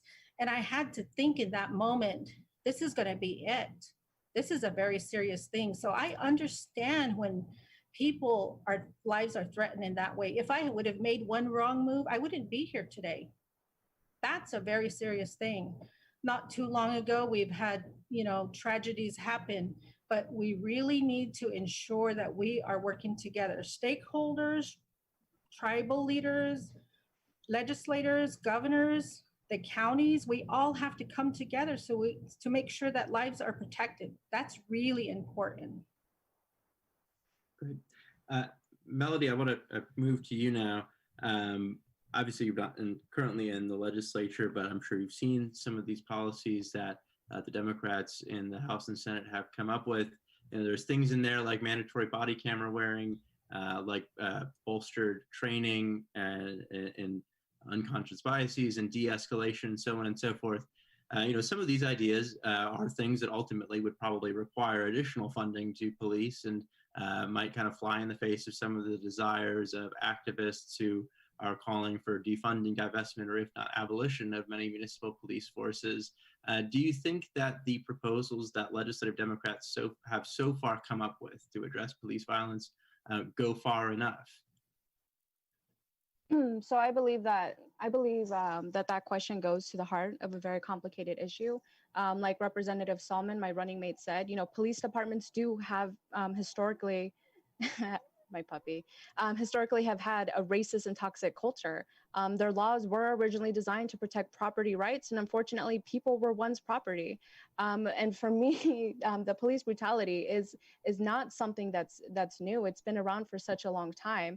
Like I mentioned in my opening statements, protesting police brutality is something I grew up as a child doing. We had actually a very close family friend whose teenage son, I believe he was 16 years old, was brutally murdered after the police officers responded for a mental health crisis and completely escalated the situation. And thankfully that matter, that family found a little bit of closure, but at the same time, they don't have their son anymore. And they don't have their son as a result of police brutality, a police brutality that has gone unchecked for way too long. So for me, some of the measures are great. Like to reiterate again what my running mate, Representative Salman, said, some of those measures that we need to be ensuring is demilitarizing the police, is mandating body cam use, is ensuring that police misconduct receives appropriate discipline on all levels. And I believe that we should be, visiting the budget considerations of law enforcement and reallocating funding that prioritizes those goals. And I just want to say that yes, Black Lives Matter.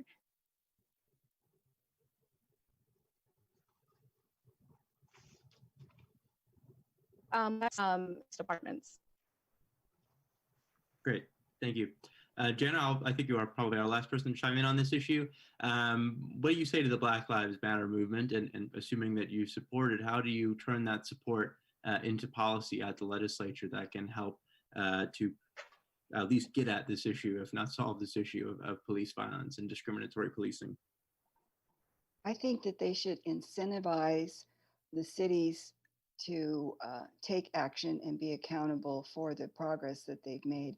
City of Phoenix recently has had some advocacy around having some oversight committees or oversight boards.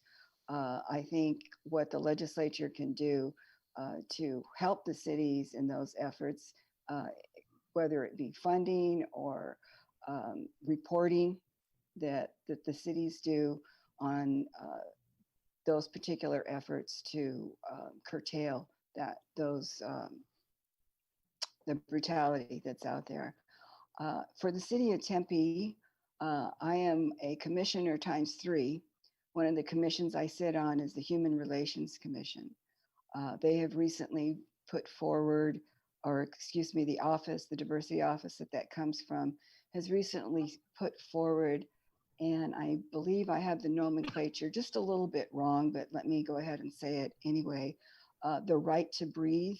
And what they're looking at is a systematic approach to where the funds, they're going to do a failure analysis, a systematic approach of, in that failure analysis, where those funds have gone to and how they can reallocate that.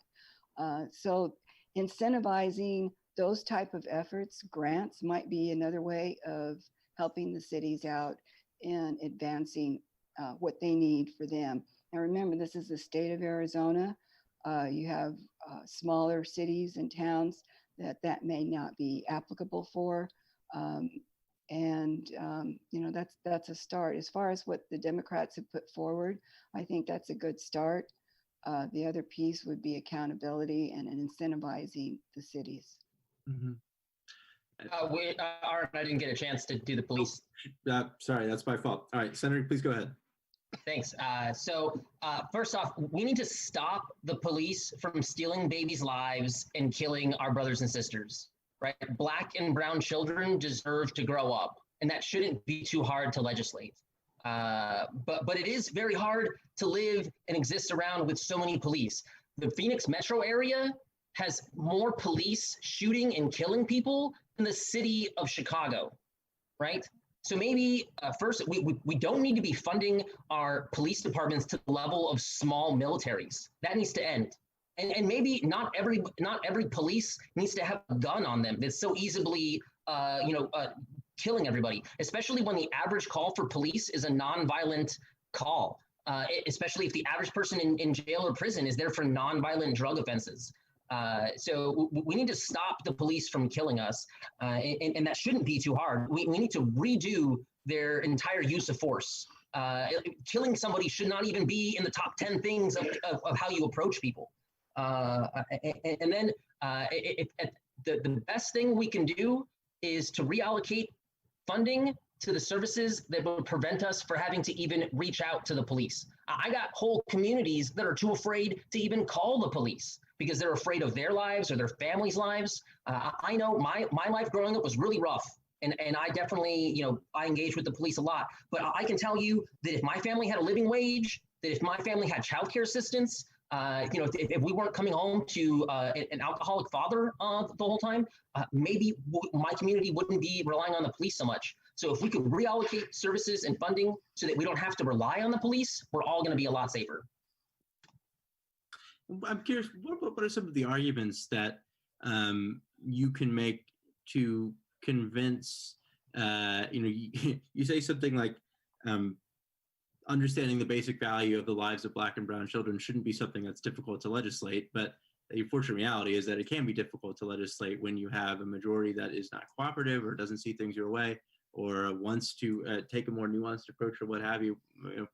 Curious to hear from these, our incumbents here who have kind of dealt with these dynamics in the past. We have something that is maybe ideologically easy to digest, like Black Lives Matter, but something that in practical terms is harder to legislate. I mean, it's not easy, frankly. I mean, I'm sure if it was easy, you would have done it by now, right? So what is the approach and the argument for getting over some of these institutional hurdles to enact some of these policies that you're talking about? And we'll start with you, Senator. You were already talking. Yeah, well, I mean, the institutional racism that so many of us have to grow up with, how underfunded our schools are. Your zip code determines the kind of investment you're given to reach for your dreams. That is what the prison to pipeline situation is. It's not, I mean, it's worse than a prison to pipeline. We're literally, we're putting people out there to fail on purpose, and we're not giving them the resources they need to actualize their lives, to enjoy their lives. It's not that hard. I mean, there's obviously, the police are the part of the problem if they're the ones killing everybody. So that shouldn't be too hard to take away their use of force. But in the sense that, yeah, Republicans are never going to let us do that. The Republicans are, if they ever cave on this police issue, the only thing they're going to do is kick it down to Branovich and let the Attorney General handle some of these egregious police. But that's not going to solve the problem. So the easiest answer is replacing the Republican legislators. That's the only way that we're going to get any real change. And I want to build on that, Arren. I think Senator Mendez hit the nail on the head when he talked about having to replace these legislators. I remember on the eve of the Red for Ed walkouts in 2018, now former Representative Maria Sims had felt emboldened enough in her white supremacy to use the N-word in the Arizona Republic. And, if we had the belief system where because she worked with Democrats on some bills, we have to play nice and not upset her build these relationships, we would have remained silent and let that slip of a white supremacist system go by. But, I worked behind the scenes with my colleagues to make sure that we called her out publicly. And you know what happened? You know what the Republican legislators did when we called her out? Is they, first of all, let her defend herself for however long she wanted to. And then we had two Black legislators at the time.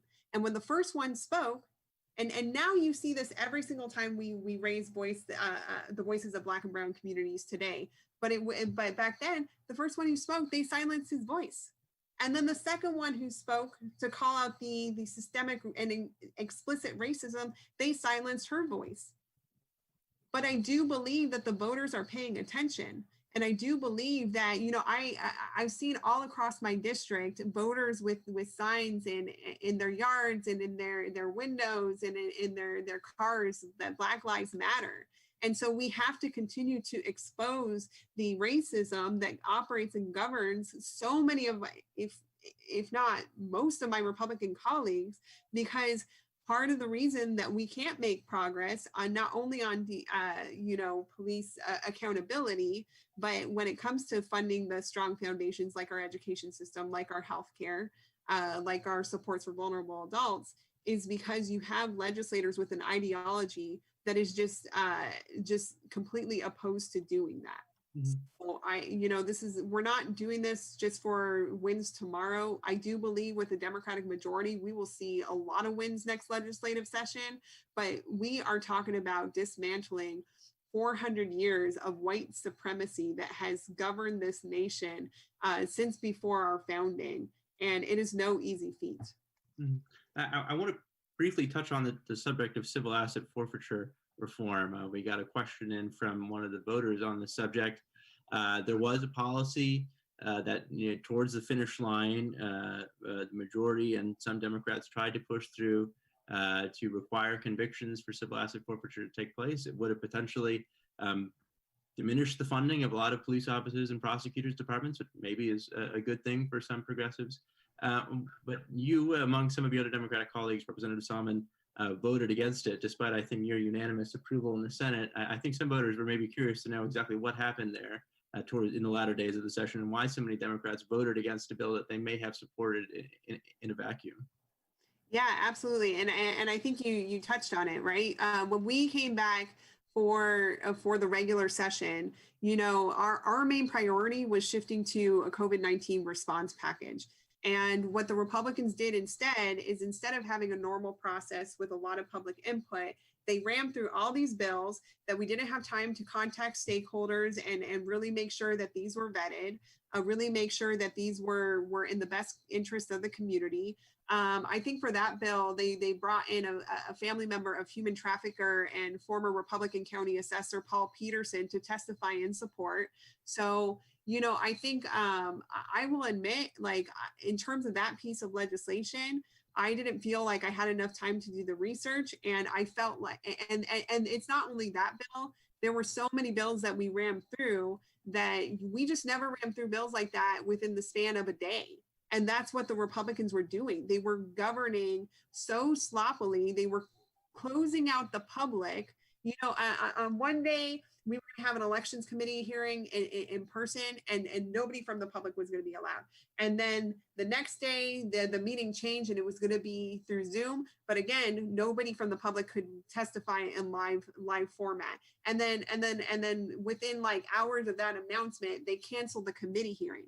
Right? This is not a way to govern the state. Like, we need to have a thoughtful process. And unfortunately, the Senate did the responsible thing by shutting down so that we can pivot towards a special session. And I still invite the governor to call us back and convene a special session so we can we can extend that moratorium on eviction, so we can address price gouging that is hurting hardworking Arizonans. But I will admit it was the chaos of the week. And then meanwhile, Arren, I will say one last thing. Like, meanwhile, we're trying to figure out all this policy within a short period of time, and the public is being shut out, and we're trying to reach out to everyone. And we're having debates with our Republican colleagues about whether or not they should wear a mask to protect our health. Like, it was just an incredibly unproductive environment to be in. So, you know, I am still very much committed and interested in civil asset forfeiture reform. I think it is one of the top priorities in the state. And, you know, when we reconvene the regular session, I'm prepared to work on it and support it and make sure that it gets to the finish line in a process that really is transparent and elevates and empowers the public's voice. Patrick, I want to bring you in here a little bit. The legislature, the House, had an opportunity to pass the civil asset forfeiture reform bill that maybe in other circumstances would have had some support, but a coalition of some Republicans and many Democrats voted against it, despite it maybe on paper being decent policy. Do you think that that was the right course of action to take? You know, was it fair for them to be sensitive to the lack of transparency and to the rush nature of the process, or should the Democrats have seen that they had an opportunity to pass a policy that they actually like and taken that opportunity? I think in that case, especially with everything going on with COVID and just knowing how the Republicans have navigated the last 10 years of the legislature, they try to sneak in things into every bill. So I think the Democratic caucus made the right decision in terms of transparency. And it was very obvious that the Republicans were not focused or caring or even believing that COVID was real at that point, and just focused on making sure that they could pass as many things as possible without Democrats paying attention. So sometimes at that point, inaction is a better action than passing a bill that will have worse circumstances later on. I think similar to what we saw with Prop 123 a couple years ago, for example. Mm-hmm. I want to shift gears a little bit and talk about the corrections department. Obviously, coronavirus and any kind of congregate care facility, as it's called, is a significant worry. And the corrections department has been mired in controversy, both under its previous administration and under the current one, especially now amid the coronavirus crisis. What are some concrete steps that lawmakers can take to ensure that there is greater transparency, greater accountability at the corrections department, and to make sure that, you know, frankly, it doesn't become a massive hotspot for the coronavirus, which is what we've seen in some jail systems elsewhere in the country. We'll begin with our original order with Jana and Granillo. Are you on mute? Oh, I think you're on mute. There, I had it on mute. I have seasonal allergies. My apologies. As far as the correctional institution, the governor has incredible power to do his executive orders and to help lead on curtailing the COVID-19. And having knowledge about what's going on in the correctional institution as far as cases, what they're doing to test, what they're doing to curtail that COVID-19, I think is incredibly important for the legislature to know about. Again, I think there should be an after actions committee, something in the legislature to oversight to look at what those actions have been and to make recommendations on what could be done. Again, you know, the congregate living, preventing people from getting COVID when they're sharing space is probably virtually impossible. Testing everyone they come in contact with and letting the public know what's going on would be incredibly important.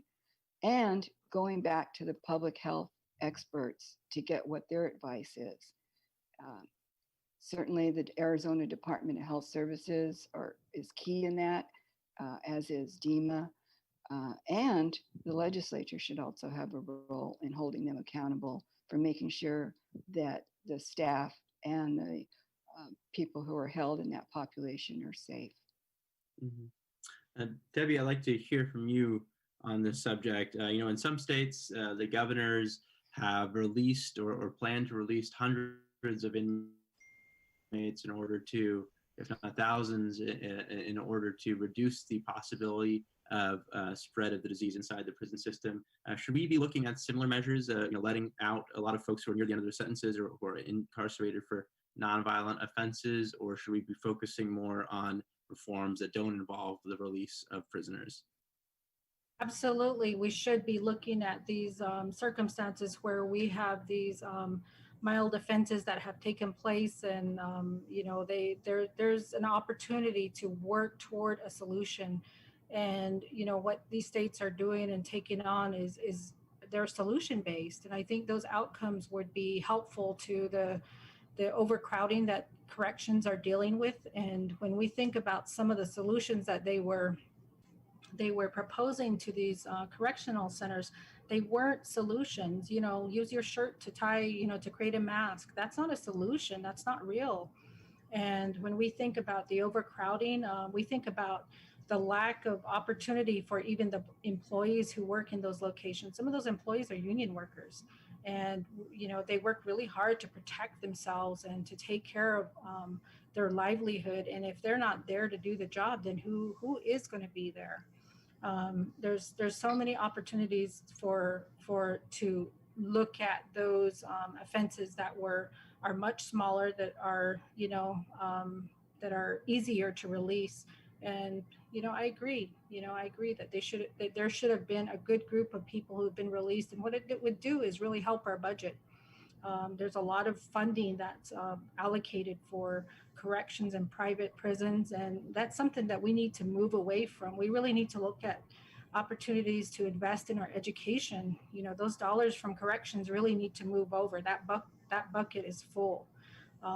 You know, I think that, you know, when we look at those opportunities, and I think also thinking about the rehabilitation opportunities for these individuals.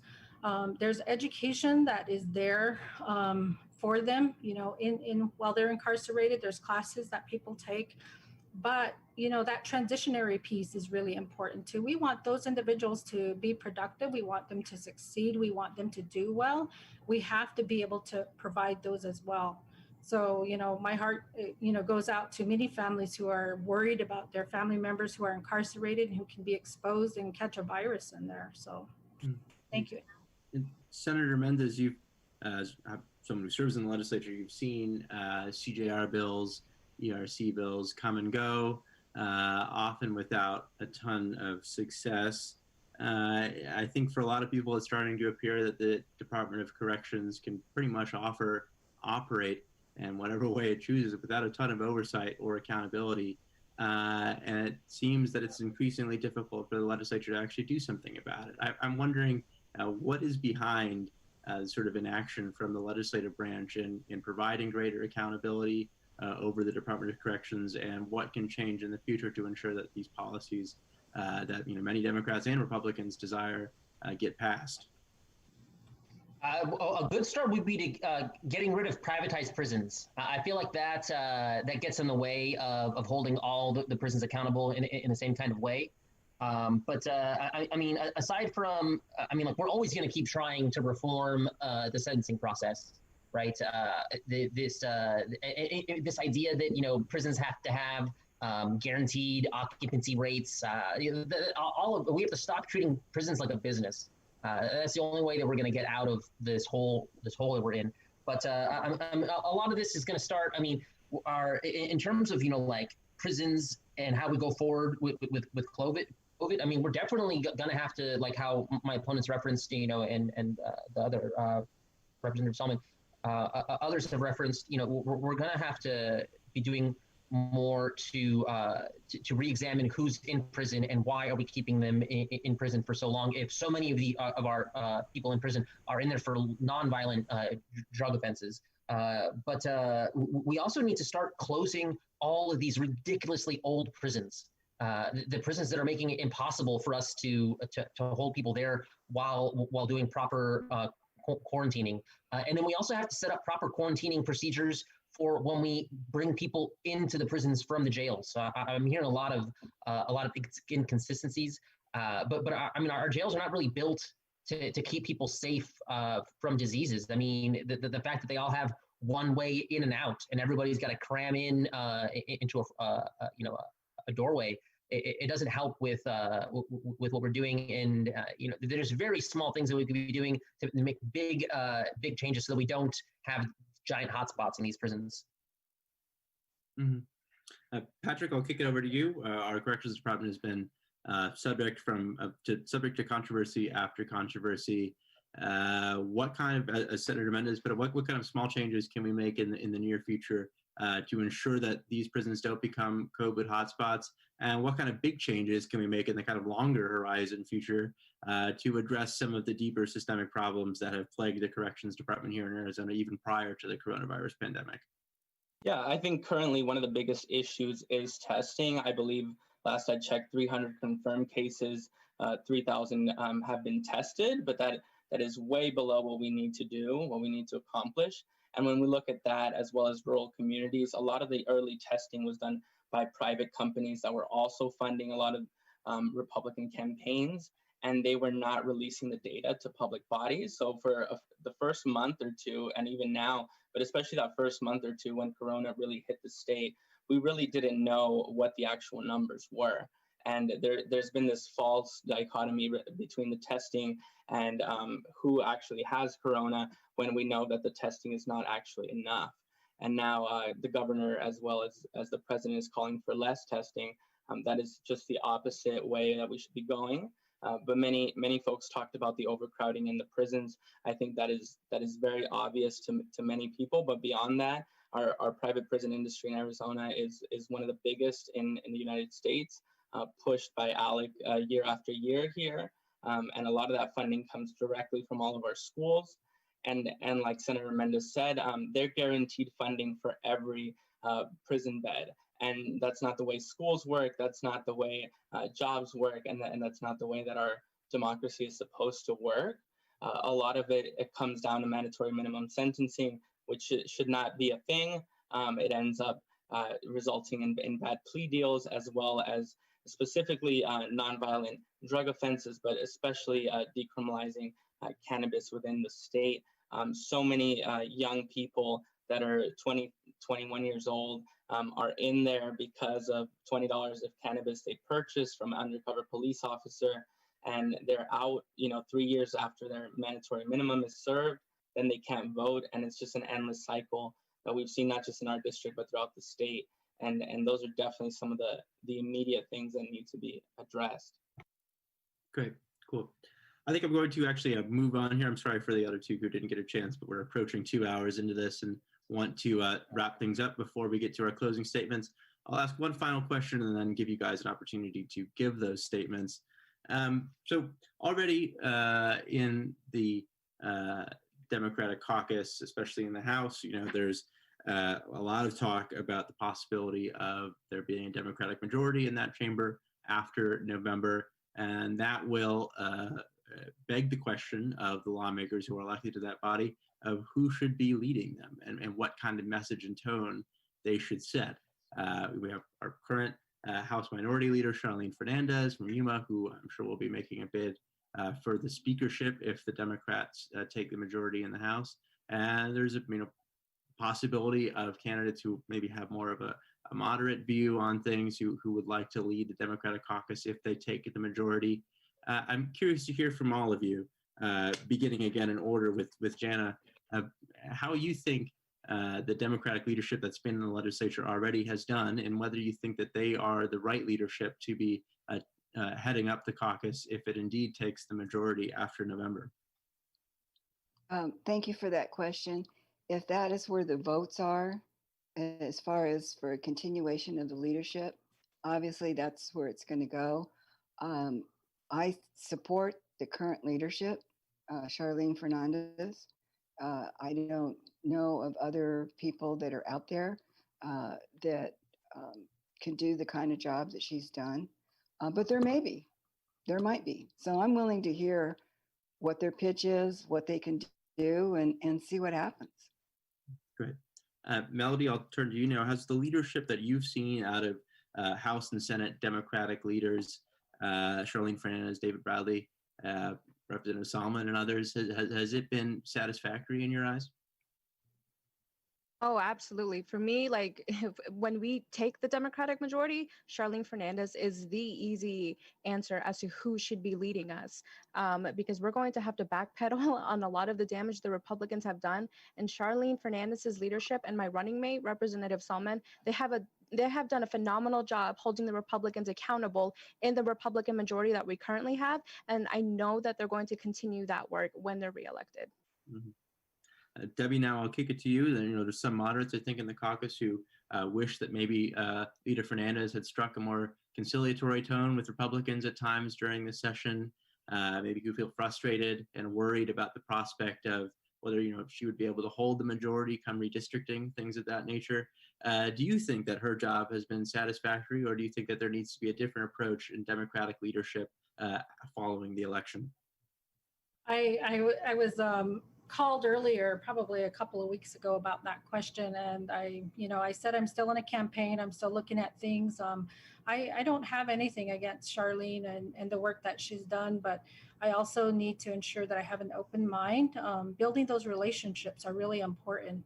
I think that there's an opportunity to really get to know people more and see what happens. And again, that's a collective vote. It's people coming together. But when we think about all that has happened these last few sessions, I've seen how challenging it can be. I've witnessed, being down there when we were working on the legislation for the missing and murdered Indigenous women, how frequently our agenda got bumped off, or how things just, were shifted around, and it was really unpredictable. And I sense that being elected going in, I kind of sense that might happen again. There's a lot of uncertainty there. And so it's difficult to say who is going to be where. I think it's important to just keep an open mind and see what happens. Thank you. Mm-hmm. Patrick, now we'll go to you. In some ways, this is sort of a recast of what we discussed earlier. And it basically comes down to, how can you stick to your guns in terms of your values and ethics while also working with even if the Democrats take the House, there's certainly going to be a Republican in the executive tower, possibly in the Senate. You don't have the luxury of a tripartite Democratic governor.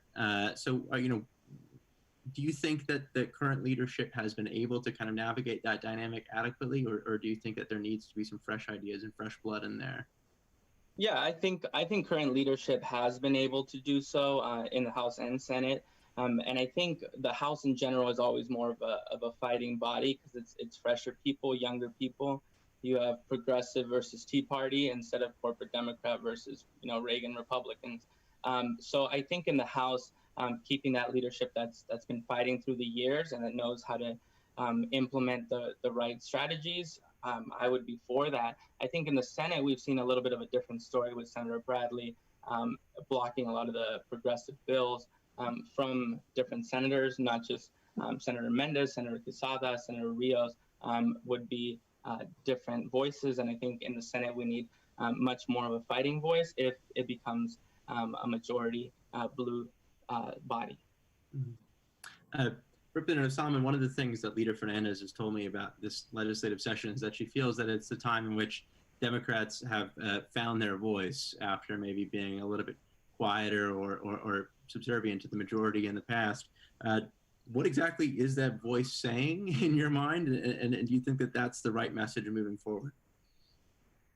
Yeah, so first of all, there's this myth that the current leadership team can't govern in a majority or maintain a majority. And let me remind folks that are watching, the year before I was elected, Senator Rios, now Senator Rios was House Minority Whip and then became our minority leader. And under her leadership, we picked up 4 seats.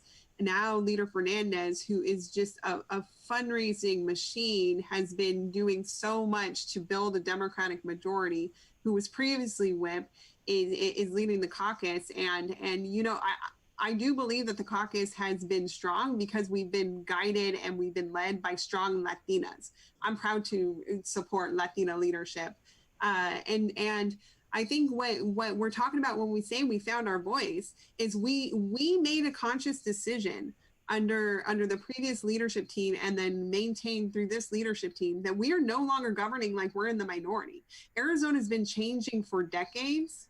And so the beauty is that now the people are on our side, and every single election year that goes forward, we see an electorate that is more progressive. We see an electorate that is more awoken, an electorate that is paying attention to the extreme inequalities that conservatives and moderate Democrats have brought forth in the past. So, I'm very excited because that voice that we are finding and that voice that we are governing with is offering an alternative vision for Arizona that voters need to hear every single day until we have a legislature that is completely blue, until we have a governor, a secretary of state, an AG, all these statewide offices that are blue. And then from there, we build an America that works for every single person, regardless of your class, regardless of your race, regardless of your sexual orientation, your religion, your gender or gender identity. That's what we're talking about. And that's that's the place and the value system from which we have led. Great, thank you. Senator Mendez, to round out this discussion, your thoughts on your chamber's leader, Senator Bradley, and whether there needs to be a new direction, regardless of whether or not there's a Democratic majority in the Senate moving forward.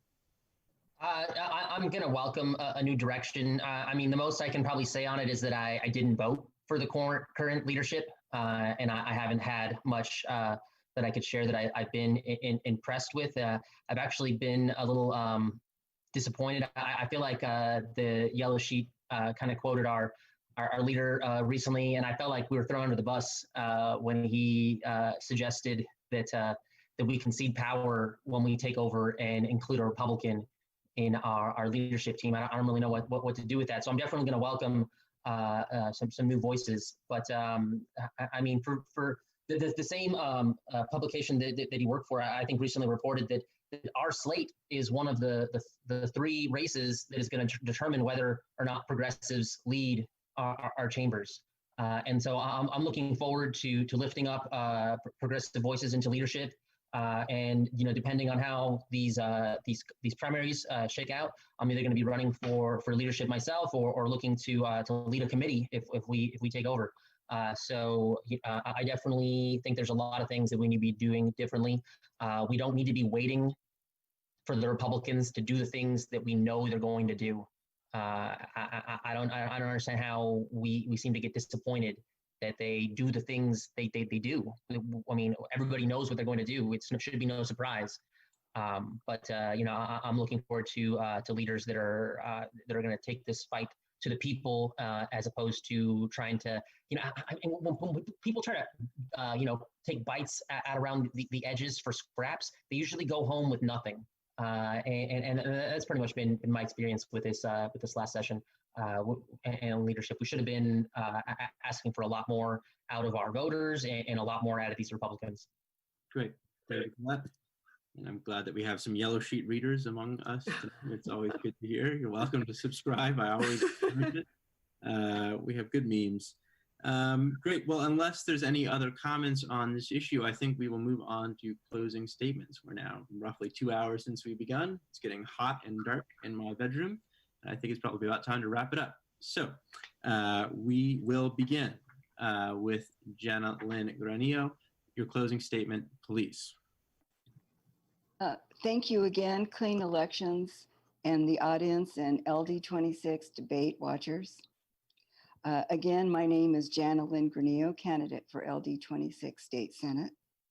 And a reminder for those who are listening, I do have a website, janalynforaz.com. That's janalynforaz.com. My message to LD26 is this. This is an opportunity for our district to build healthy communities and elect new, effective leadership. I have a track record of working with others to get things done. My experience as a public servant and skills in planning, I know can move us towards common goals. As a public health professional, I have an understanding that will help our governing body. As an advocate, I will prioritize your quality of life. As a parent of a student, I always have eyes for the future. I will fight for access to health care, especially for all of us who are being affected by COVID-19. I will fight for our environment, for cleaner air, for a healthy quality of life with fair paying jobs. And again, make no mistake, LD26 and voters and supporters, my special interest is the constituent. I want a better Arizona for everyone. I want a future for my family and for yours. My name is Jana Lynn Granillo, candidate for LD State Senate 26, and I'm asking for your vote. Thank you. Great, thank you. Senator Juan Mendez, your closing statement, please. Thanks, Arren, for being a great moderator. Thanks again to the Clean Elections. Everyone, I could get reelected and not be able to accomplish anything if I get reelected alone. For us to be successful, I need you to vote all Clean Election Democrats up and down the ballot. Melody Hernandez, Representative Salman. If we all turn out to vote this election, we'll be working with a Democratic majority state Senate and House. But today you decide which Democrats will lead that majority. Like I said earlier, the Yellow Sheet, a sister publication of the Capital Times, reported our ticket as one of the 3 races that could determine whether moderates or progressives lead when Democrats take over. But because of low pay, term limits, and career politicians leaving for higher offices, I'll be one of the few state senators with institutional knowledge of the last 8 years. I will run for leadership or at the least chair a committee and undo all of the Republican damage that's been done to our state. If we're going to prosper together, our resiliency needs to be fortified with public investment.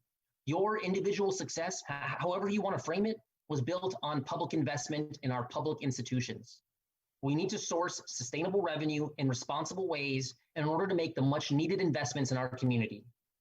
COVID has sadly proven what progressives always knew. Starving the government of revenue is what leaves us susceptible to fear and vulnerable to harm. Democrats would have steered us clear of the worst of COVID, but progressive Democrats will make sure we don't get left behind when it's finally safe to reopen. 2020 needs to be the end of how we allowed police to abuse Black and brown people, the end of denying our role in climate change, and finally be the end to this perverted individualism that pits us against each other as the world is literally on fire and rampant with disease. So reach out to me after this debate. You can reach out to me online at Mendez, FORArizona.com, at Mendez, FORAZ on Twitter, or sen.mendez on Insta for opportunities to get involved in our campaign for prosperity for all. We need everyone's help. You can call your neighbors to get out to vote or deliver literature to their door to make sure our neighbors turn out to vote for our shared best interests. But remember, you have to vote for clean election candidates. Our team of state legislators, Melody Hernandez and Salman, Representative Salman for House, and me for the state Senate. Thank you. Great, thank you, Senator. Now, Melody Hernandez to round out that ticket. Your closing statement, please. That was to me, right? Yeah. Sorry, you froze a little bit. So thank you so much for providing us with this opportunity to really express the change that we want to create and why we want to create that change. I just want to say that today, the numbers for the Arizona death toll for coronavirus patients has or is about to reach 1,500 or has already reached 1,500 by the end of this debate. I have fought to save some of those lives. I truly have, and it has been a horrible experience. At the same time, I've been working steadfastly as a union member to protect our workers and their families. I recently got the numbers for how many people are still at risk of losing their job by the end of this year, and it's in the thousands, and it's likely to increase. We need legislators, proven legislators that are effective and that understand what's at stake. Myself, Representative Salman, Senator Mendez, we all understand what's at stake. We want to ensure that everybody has access to healthcare. We want to ensure that we have a stronger economy that works for everybody. We want to make sure that we are taking the action we need to take with climate change. And we want to ensure that we acknowledge and are acting like Black Lives Matter, because like my running mate, Senator Mendez said, the world is literally on fire. It's falling apart around us, and we're going to have a lot of time rebuilding this and picking up the pieces that our predecessors are leaving behind. So please, vote for myself, for Representative Salman and Senator Mendez. Check out our website. I think Senator Mendez mentioned it, the millennialcleanteam.com. That's where you can find information about all three of us. And if you have any more questions about myself or my running mates, just reach out to us individually on Facebook, Twitter,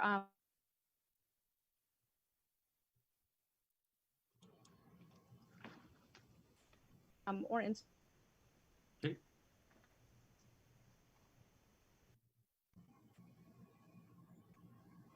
Are you done? Are you done, Melody? I can't quite tell. I think you froze there. Okay, looks like it. Great. All right, now, Patrick Morales, if you can please give us your closing statement. Hopefully technology cooperates with us this time. Thank you. I want to thank all of you that are tuning in to the Clean Elections debate, and thank you to Clean Elections for hosting. I'm happy to have shared with you all my passion on improving Arizona. There's a lot of work that needs to be done, not just to increase funding for education, but to ensure that funding for COVID relief truly happens and that we protect our jobs and our environment. I have a proven track record of passing policies that uplift our community, and that is why I'm asking for your vote. Remember that you can vote for 2 candidates to represent you in the Arizona House, and I am asking for one of your votes. And as a proven leader, I have worked with people from all walks of life, and I would be happy to serve with any of these candidates. And you can learn more about my campaign to increase equity at votemorales.com. I humbly ask for your support and for your vote on August 4th. Thank you. Great. Thank you. All right. Now, Debbie Nez-Manuel, please, your closing statement. Thank you so much. It's clear from tonight's discussion that we have a common enemy, and it's called poverty. My traditional understanding of poverty as an Indigenous woman is this relentless energy intended to wreak havoc in our lives. I see it every day. Poverty is persistent in creating chaos in our classrooms. We continue to add more and more students to classrooms knowing that walls do not move. Poverty continues to push working families into cycles of frustration when paying for rent, a mortgage, or health insurance, and often leaving us without these essential needs like food, healthy food. As a social worker for over 20 years, I'm going to put all of my skills into practice for the most vulnerable communities. I'm ready to advocate and stand firm. I'm ready to work together for Head Start, K through 12, higher education, and our union apprenticeships. I know I need a safe place to rest my head, and I'm sure each of you do too. As an Indigenous woman, I possess this knowledge and sensitivity of what it means to help communities. As a mother, I know what it takes to raise 3 brown girls to be resilient despite the barriers that they encounter every day. Regardless of not being elected yet, I have a proven track record. I helped to pass a law. I've already begun to shift policies that will protect women all around Arizona. And the best way to solve these problems is to bring people to the table. We need that now more than ever. And I feel like as your representative, I can do that here in LD26. I would like you to join me in running this grassroots campaign. I would like you to visit my website, learn more about the positions that I have, contribute $2.60, and cast your vote for Debbie Nez-Manuel. Thank you so much, Clean Elections. Ahiyahat. Thank you. And now for the third of the Millennial Clean Team, Representative Athena Salman, your closing statement. Thank you. First and foremost, Arren, thank you so much for sticking with us in this 2-hour debate. We really appreciate it. Thank you again to the Citizens Clean Election team for hosting this debate. And, the bottom line is this. In this primary, you have a Democrat who self-funded her campaign, a Democrat who is bankrolled by Republican lobbyists and corporate interests, and a Democrat who can't decide if he's running clean or dirty. And then you have Senator Juan Mendez, Melody Hernandez, and me, Representative Athena Salman, your Millennial Clean Elections team, who since 2012 have taken a vow to run a grassroots, people-centered campaign that is publicly funded by voters like you, not the wealthy and well-connected from outside District 26. As Democrats are on the cusp of getting a Democratic majority in the state legislature, you have a choice. What type of Democrat do I want representing me? Senator Juan Mendez, Melody Hernandez, and myself, Representative Athena Salman, are the true progressives of the people for the people, and by the people in this primary, and we ask for your vote for all three. Learn more information at millennialcleanteam.com. Again, that is millennialcleanteam.com. And you can contact any of us on social media for more information or ways to get involved. Thank you again for everyone who's joined us in this debate, and I hope everyone has a good night. Great, thank you. Oh man, isn't politics grand? All right. We are at our conclusion. I appreciate you all for taking the time. I hope that the voters found this to be informative. Again, this has been the Citizens Clean Elections Commission debate for the 26th Legislative District, the Democratic candidates in both the House and Senate races in that district. With that, I bid you all a good night, and thank you all for coming.